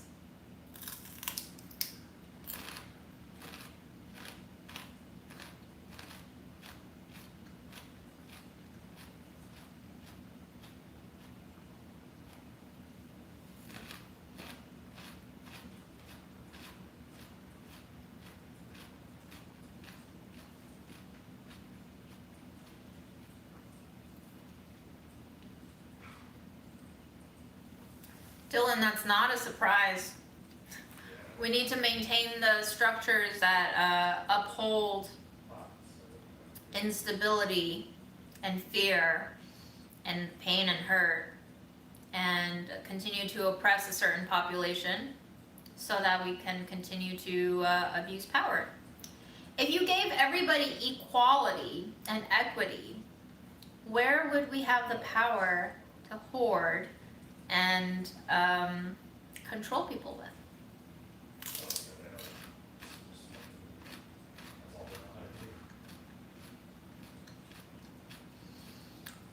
Yeah, Rostel, my number one requirement for going to college was that I would not come out with debt. So I made sure that I either got good enough financial aid and or scholarships, or that they had a reliable source of work study for me to supplement the rest. That was very important. That's why it came down to like only 3 colleges. I got into CUNY Honors, which would have not only been a free ride, it would have also paid me 10 grand a year to not live on campus housing. So that was a pretty sweet deal. But I ended up going to Swarthmore, which gave me a really good financial aid package. Getting into debt for college, especially if you don't come from a money background, very complicated shit. This country is fucked up.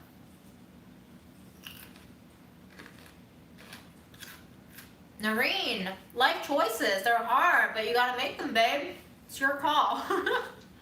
I'm just here eating peanut butter, sitting on my dirty ass kitchen floor. Fred isn't even here. I mean, What's the strategy?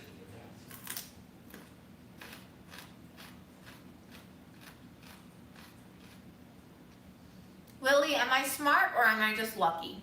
Because college, really, like every other part of life, is a fucking crapshoot.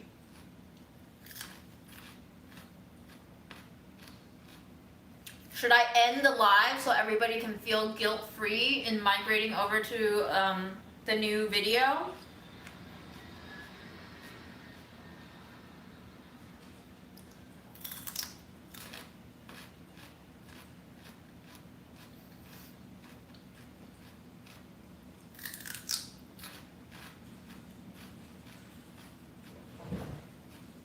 Yeah, yep. Why didn't you like that emote? Yo, education debt is so dumb. There's no reason why you should be allowing students who are in their early 20s to graduate with over $100,000 in debt.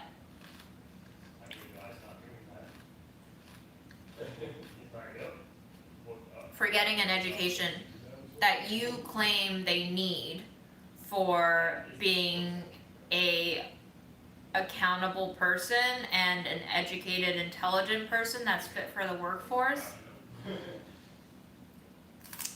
That's kind of like me going into a minimum wage paying restaurant job and being handed a list of things that would have cost me $300 to buy when I make $400 a week and haven't even been paid yet. That's dumb.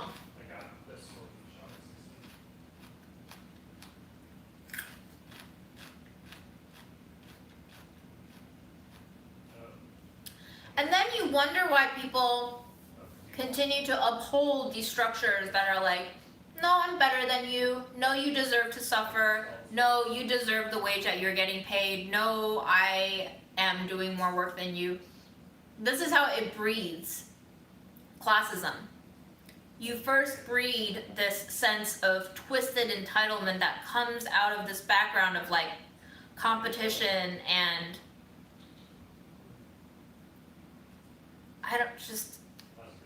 exploitation, I guess. And then you train people to think that it's normal to be exploited like this and to be oppressed like this. And then they, by surviving through that horrible system, then normalize the ways in which this system makes us sabotage ourselves and each other.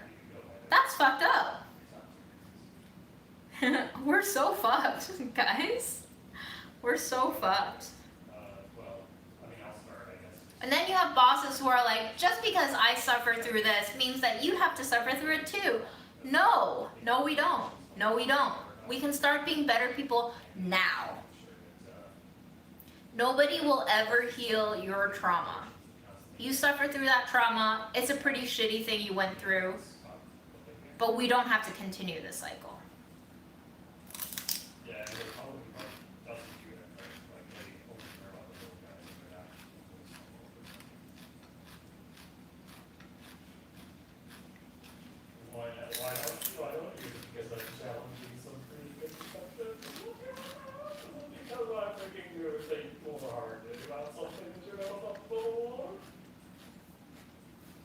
Now, Chloe, you made 5 figures less than your... No, because the people who stormed the Capitol don't want it's like they're like, That's a lot of peanut butter. That's a lot of peanut butter, girl. Make them pay those peanut butters to you. I'm not an immigrant.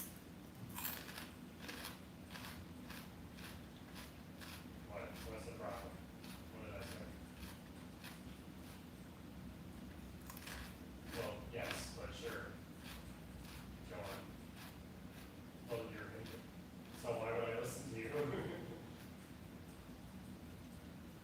Were you doing the job of 3 people? Yeah. Why is everybody doing so many jobs for one job and getting paid like shit? I don't get it. We're all somehow Renaissance people who get paid like indentured servants. Why would I reason this?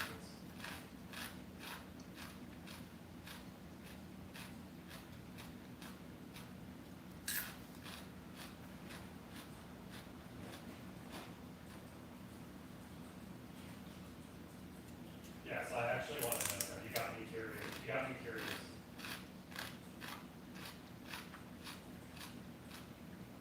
You tickled my curiosity. Yeah, I've thought of living somewhere else. I was just being a silly, salty boy. New York is really nice though and walkable.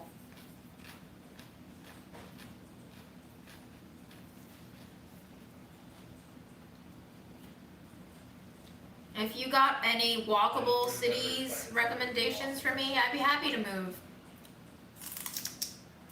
Won't read that.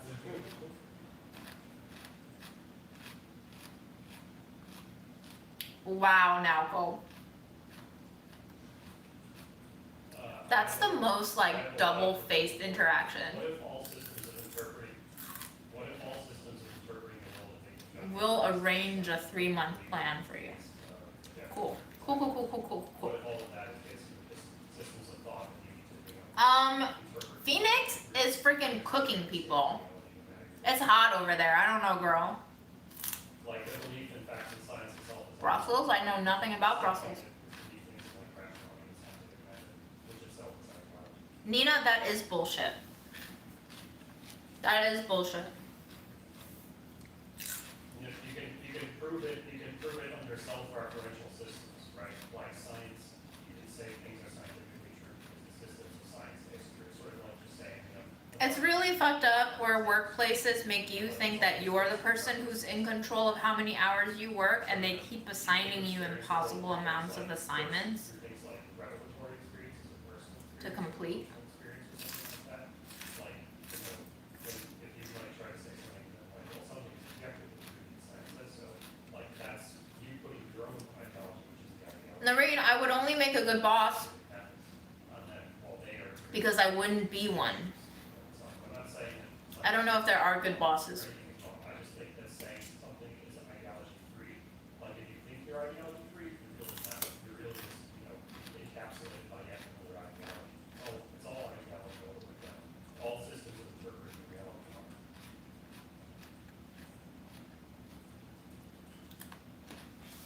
How would I get like a visa to stay in Europe though? I feel like that's not very easy to attain.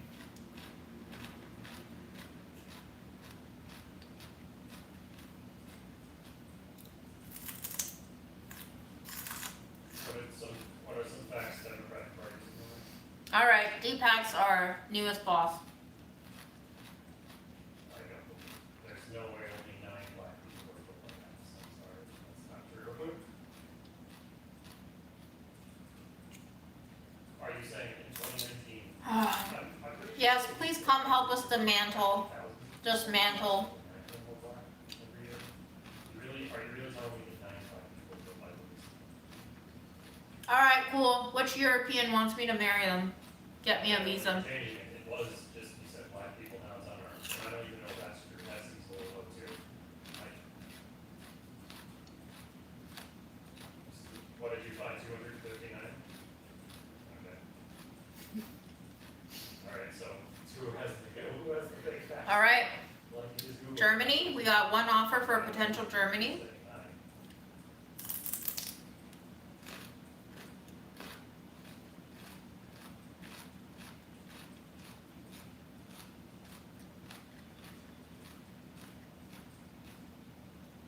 Okay, Naoko, you might be one of the few good bosses. Fine.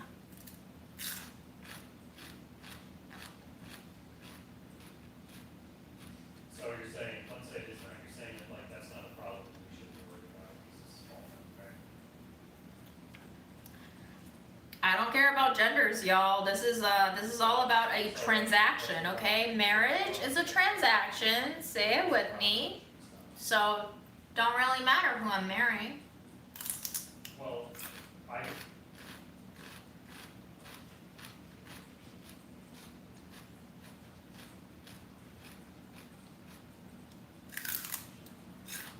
do, but not for the reason you think. I don't think they're bad because they have a lot of unearned. JG, middle management boss is possibly the hardest because you feel for all of your workers, but you still have to report to like even more outrageous bosses above you. It's a hard position. I don't ever want to be a boss, y'all. I would be such a terrible manager, honestly. Who offers from Germany? It looks like I'm headed to Germany, y'all.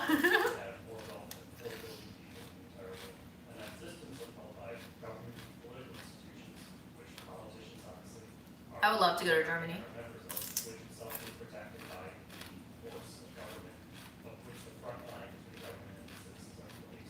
So when you have an unjust system propped up by the sword and the shield. I think a legal domestic partner in America, you don't legally have to dissolve it, it automatically gets dissolved when you marry someone else. It's got much less restrictions on it.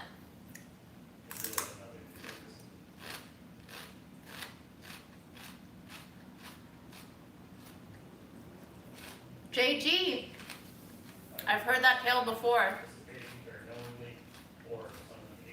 You care so much about the people that you are managing, and HR doesn't give a fuck. The only thing that you do accomplish by doing something like that is ratting yourself out as compassionate sympathizers of workers, which is not what you get paid to do.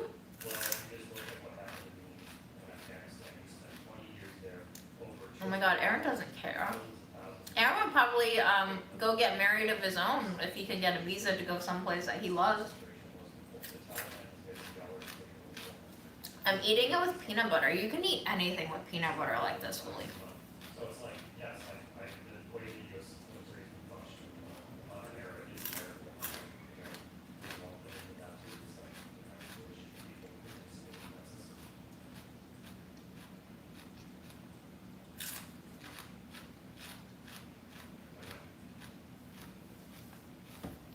One of the things that our union is fighting for is I'm listening. curbing that post-report retaliation. It's a big problem. It's why people are afraid to go to HR, because one, they know nothing's gonna come out of HR that works on their behalf. And two, it's going to put them at risk of being not a team player. Very fucked. Yes. You're honestly a lot more reasonable than I expected.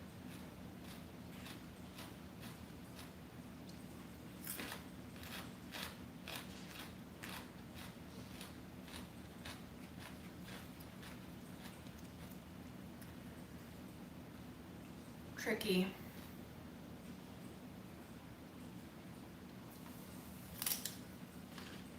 I'll do my best.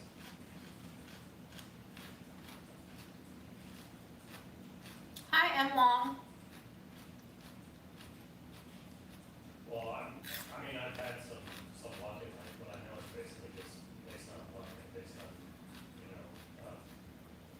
Yay, been team. fortunate to be, no, I literally don't know anything about me, and I'm really lazy, I'm one of the laziest people in the world. Nobody trusts HR. I'm sure there are some good people in HR, but in general, nobody trusts the structure that is HR. I basically just, want the system to be better, not specifically for, a black woman or whatever, I want it to be better for everybody. And the way it can be better for everybody is by reshaping the entire system to actually put the interests of the workers and the vast majority, just everybody actually become hardworking and smart. Christina.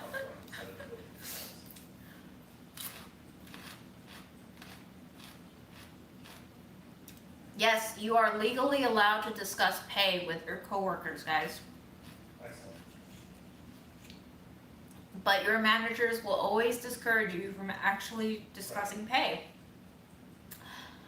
Because Right. the only way to prevent getting any of you raises is to prevent you from discussing pay with each other.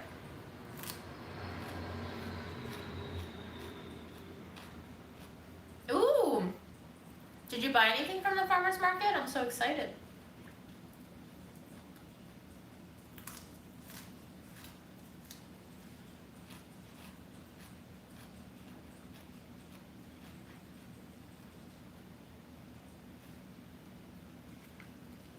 Yeah, I don't think my company is mandatory vaccinating. Like, Right. we're supposed to return to the office part-time, Pick this again, right? Like I would- but they don't have an official policy for vaccinations. Just bullshit. It's bullshit. And obviously there can be particularities in circumstances, like people who know black or whatever, or we know which their political money or something. It's like overall, Somebody clicked on the new budget east. the only option is get it in your life. Take your, you didn't know anything else except take your race, gender, and sexuality. This is really Hi, Del. job. And I'm not saying that you didn't work. Joylene, You know, this society is currently. if you give it a mix, or if you leave it upside down in the fridge, it'll mix itself a little bit. I like to keep it in the fridge, especially during the summer, because I like it cold. But if you like your peanut butter like looser and drizzlier, leave it outside. It's gonna be fine for a month. Yes, I went to the dentist. I'm going to have to get a root canal in the next 2 weeks, but we have to get like some sort of a quote from insurance first.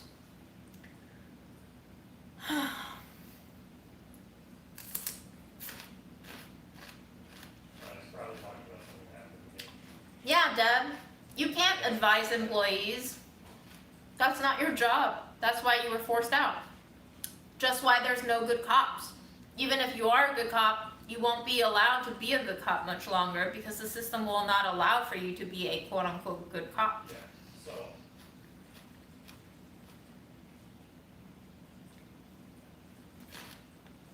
HR are kind of cop adjacent, right? I feel like because they protect the moneyed interests, HR is cop adjacent. Aaron, would you say HR is cops? Yes, 100%. ACAB.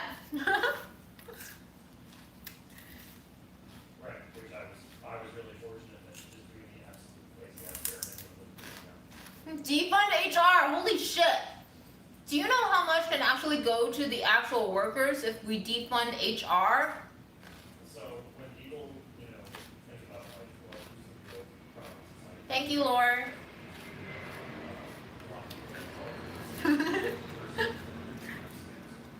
Y'all are making me giggle. About the eight people holding literally trillions and trillions of dollars in knowledge. We could use, you know, for literally anything else, you know, completely revamping American infrastructure, making, high-speed rail, clean energy, or just like paying for everybody's healthcare. Thanks for the laughs, y'all. Like, that's the real problem, and that's what really, I think change. They pretend they're on your side, but they're not. That is the most wonderfully understandable way to summarize what cops are. They pretend they're on your side, but they're not. Hi, Manchong.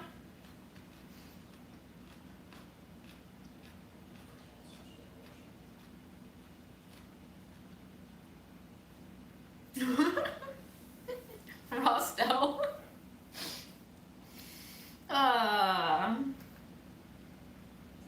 Y'all are funny. I needed that giggle.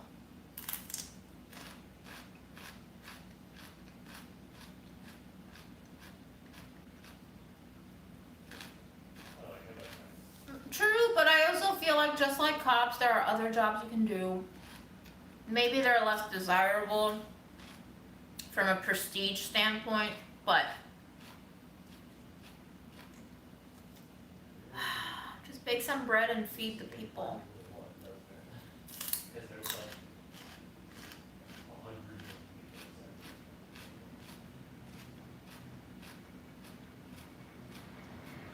How can you avoid power tripping? Nobody can resist that. I definitely feel like I started behaving differently at my brand when Budget Eats took off. Like, I got louder for the union because I felt like because Budget Eats was such a success, management was now paying more attention to me. Power affects us all. You just have to remind yourself what your priorities are and what you use your power for. And whether or not you are okay with losing that power to continue supporting the things that you wanted to support in the first place. Some people get power, and I'm not saying I'll be immune to this if I get even more power. Don't feed the monster, guys. But some people get power and it changes their direction of what they want.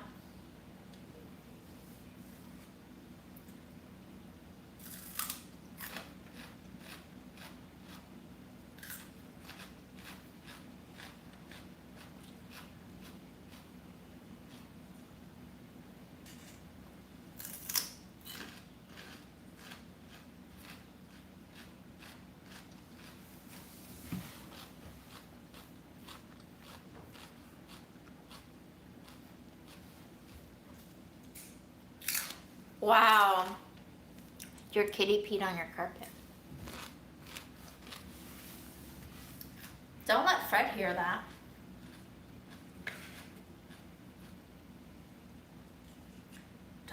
Don't tell him that he can do more evil.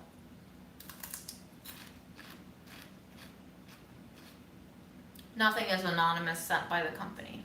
You better believe. Say it is. Say it.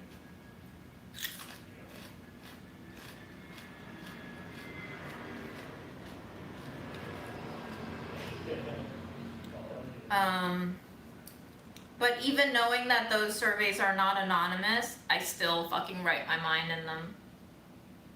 Just doubt it for sure. Why? I truly wonder how much longer they'll keep me around.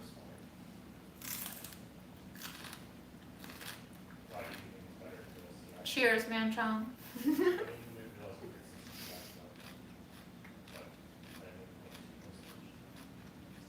Yeah. Nowco. All your answers in your surveys will identify you if you're one of the few people of color. I'm like one of 3 people on my team who work in the test kitchens. If I mention the test kitchens, they're gonna know. And then if I mention something else in another question, process of elimination is gonna be June anyway. So if I fill out the survey, they're gonna know who it is. I might as well just speak my mind. All in, baby. All the chips are in. Okay. You don't, if you have to consent, there's some there, you don't need it yet. You don't need it. It's better than like, put money. Oh yeah, Nina, I'll do these lives and then you'll have like 50 ads. Cause I'm gonna need every single penny of this damn Google money.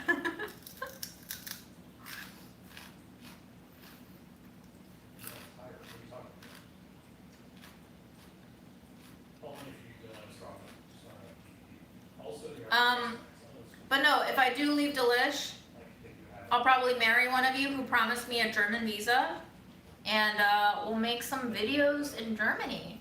And then I'll divorce you, and I'll marry someone else in another country, and we'll just game the system. June will travel the world on fake marriages.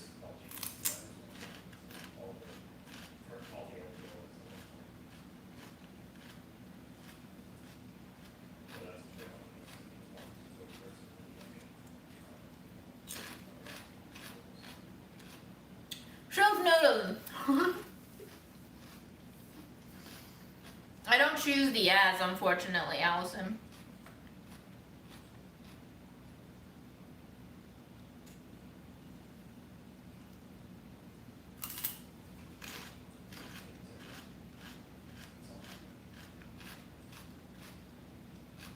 Yeah, I'll take Belgium. Give it to me.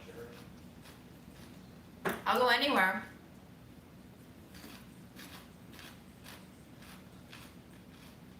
Sorry, Del. I only marry for the transactional gains. Marriage is a lie if it's not for transactional gains.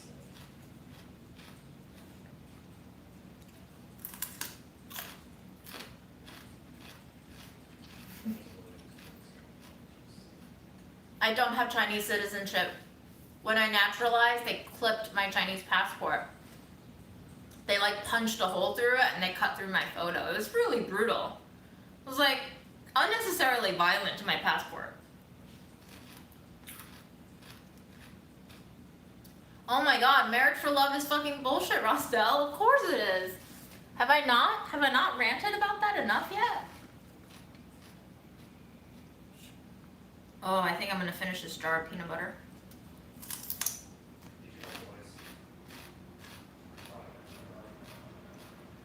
This is what I get for procrastinating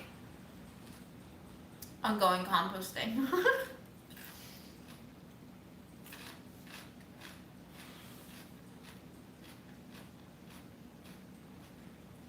Nina, have you seen the Ali Wong stand-up? Where the bit was how feminism ruined it for all of us? It's absolutely hilarious. You have to watch that stand-up. She was just basically saying to like the first feminist, like how all the other women were like, shut up, bitch, what are you doing? You're ruining it for all of us. Because honestly, if you got through life without having to work, I guess you were just a sugar baby.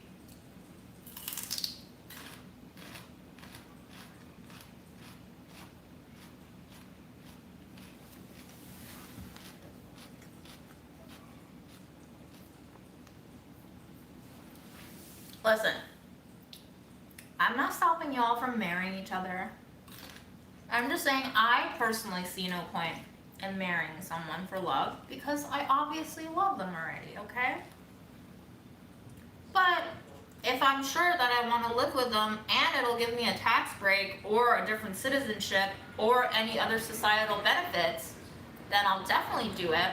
But if I'm not really seeking to reap those benefits, why would I go through the hassle?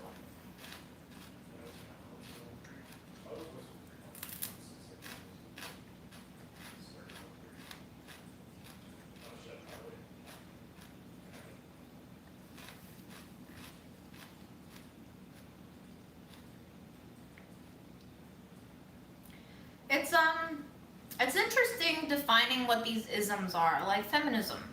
Same rights as men, or let's just scrap the whole idea of what the standard is currently and aim for a better one, you know? Because what if the rights or the social standings or the social framework and, you know, the financial framework that men operate under also isn't healthy? Then shouldn't we just go beyond the patriarchy in general and not aim to match it? A little bit, yes, you did the classic mistake of putting it on.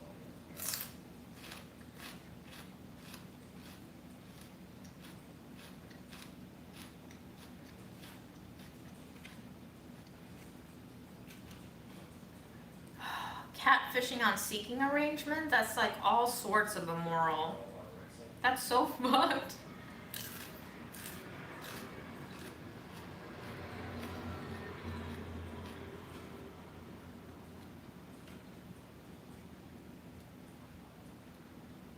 Christina, I'm 32 too. I don't think we're past our sugar baby. You know, we have to find the people with the acquired taste. There's someone out there.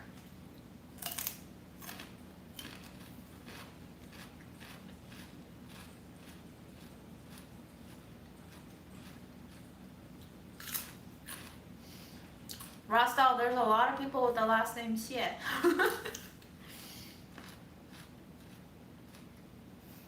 Activate that account, babe. Or we could just go on OnlyFans. You probably earn more that way anyway. And you would always play by your rules. You don't even have to negotiate physical space.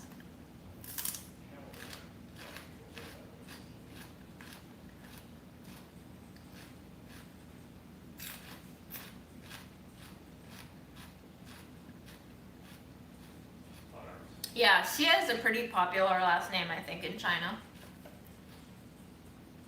Cosplay OnlyFans. Guys, I don't actually know how OnlyFans work. Do you put out content for everyone who's a subscriber, or are there like different levels of being paid on OnlyFans? Like, do you DM specific requests that then give you like a one-time transactional reward? Oh, okay.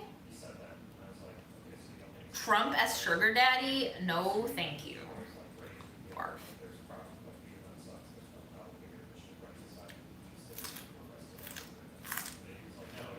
Trump doesn't even have money.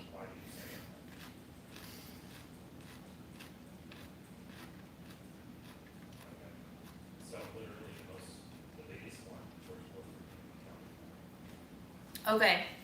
I think we're gonna have to do that Fred, only Fred account. I think I'm gonna start making Fred work for his living expenses.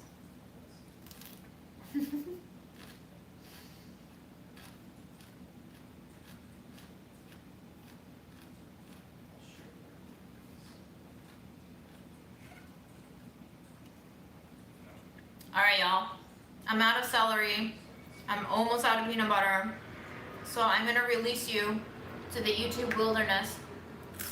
It's been 2.5 hours of this inane bullshit. I feel like you've had enough. Thanks for dropping by. Thanks for watching me sharpen my murder weapons and eat peanut butter and hear me rant. Stay hydrated, y'all. Do we want to see where Fred is?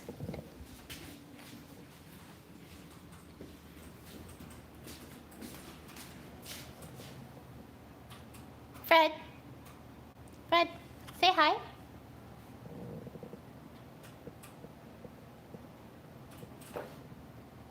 Would you do an only, Fred? Would you let the people see what they want to see? Will you give them that delicious stare? Oh, not if I can't focus the camera on you, my bad.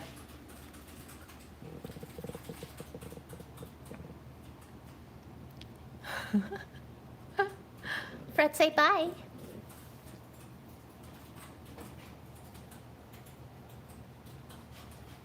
What a handsome boy. What a handsome boy.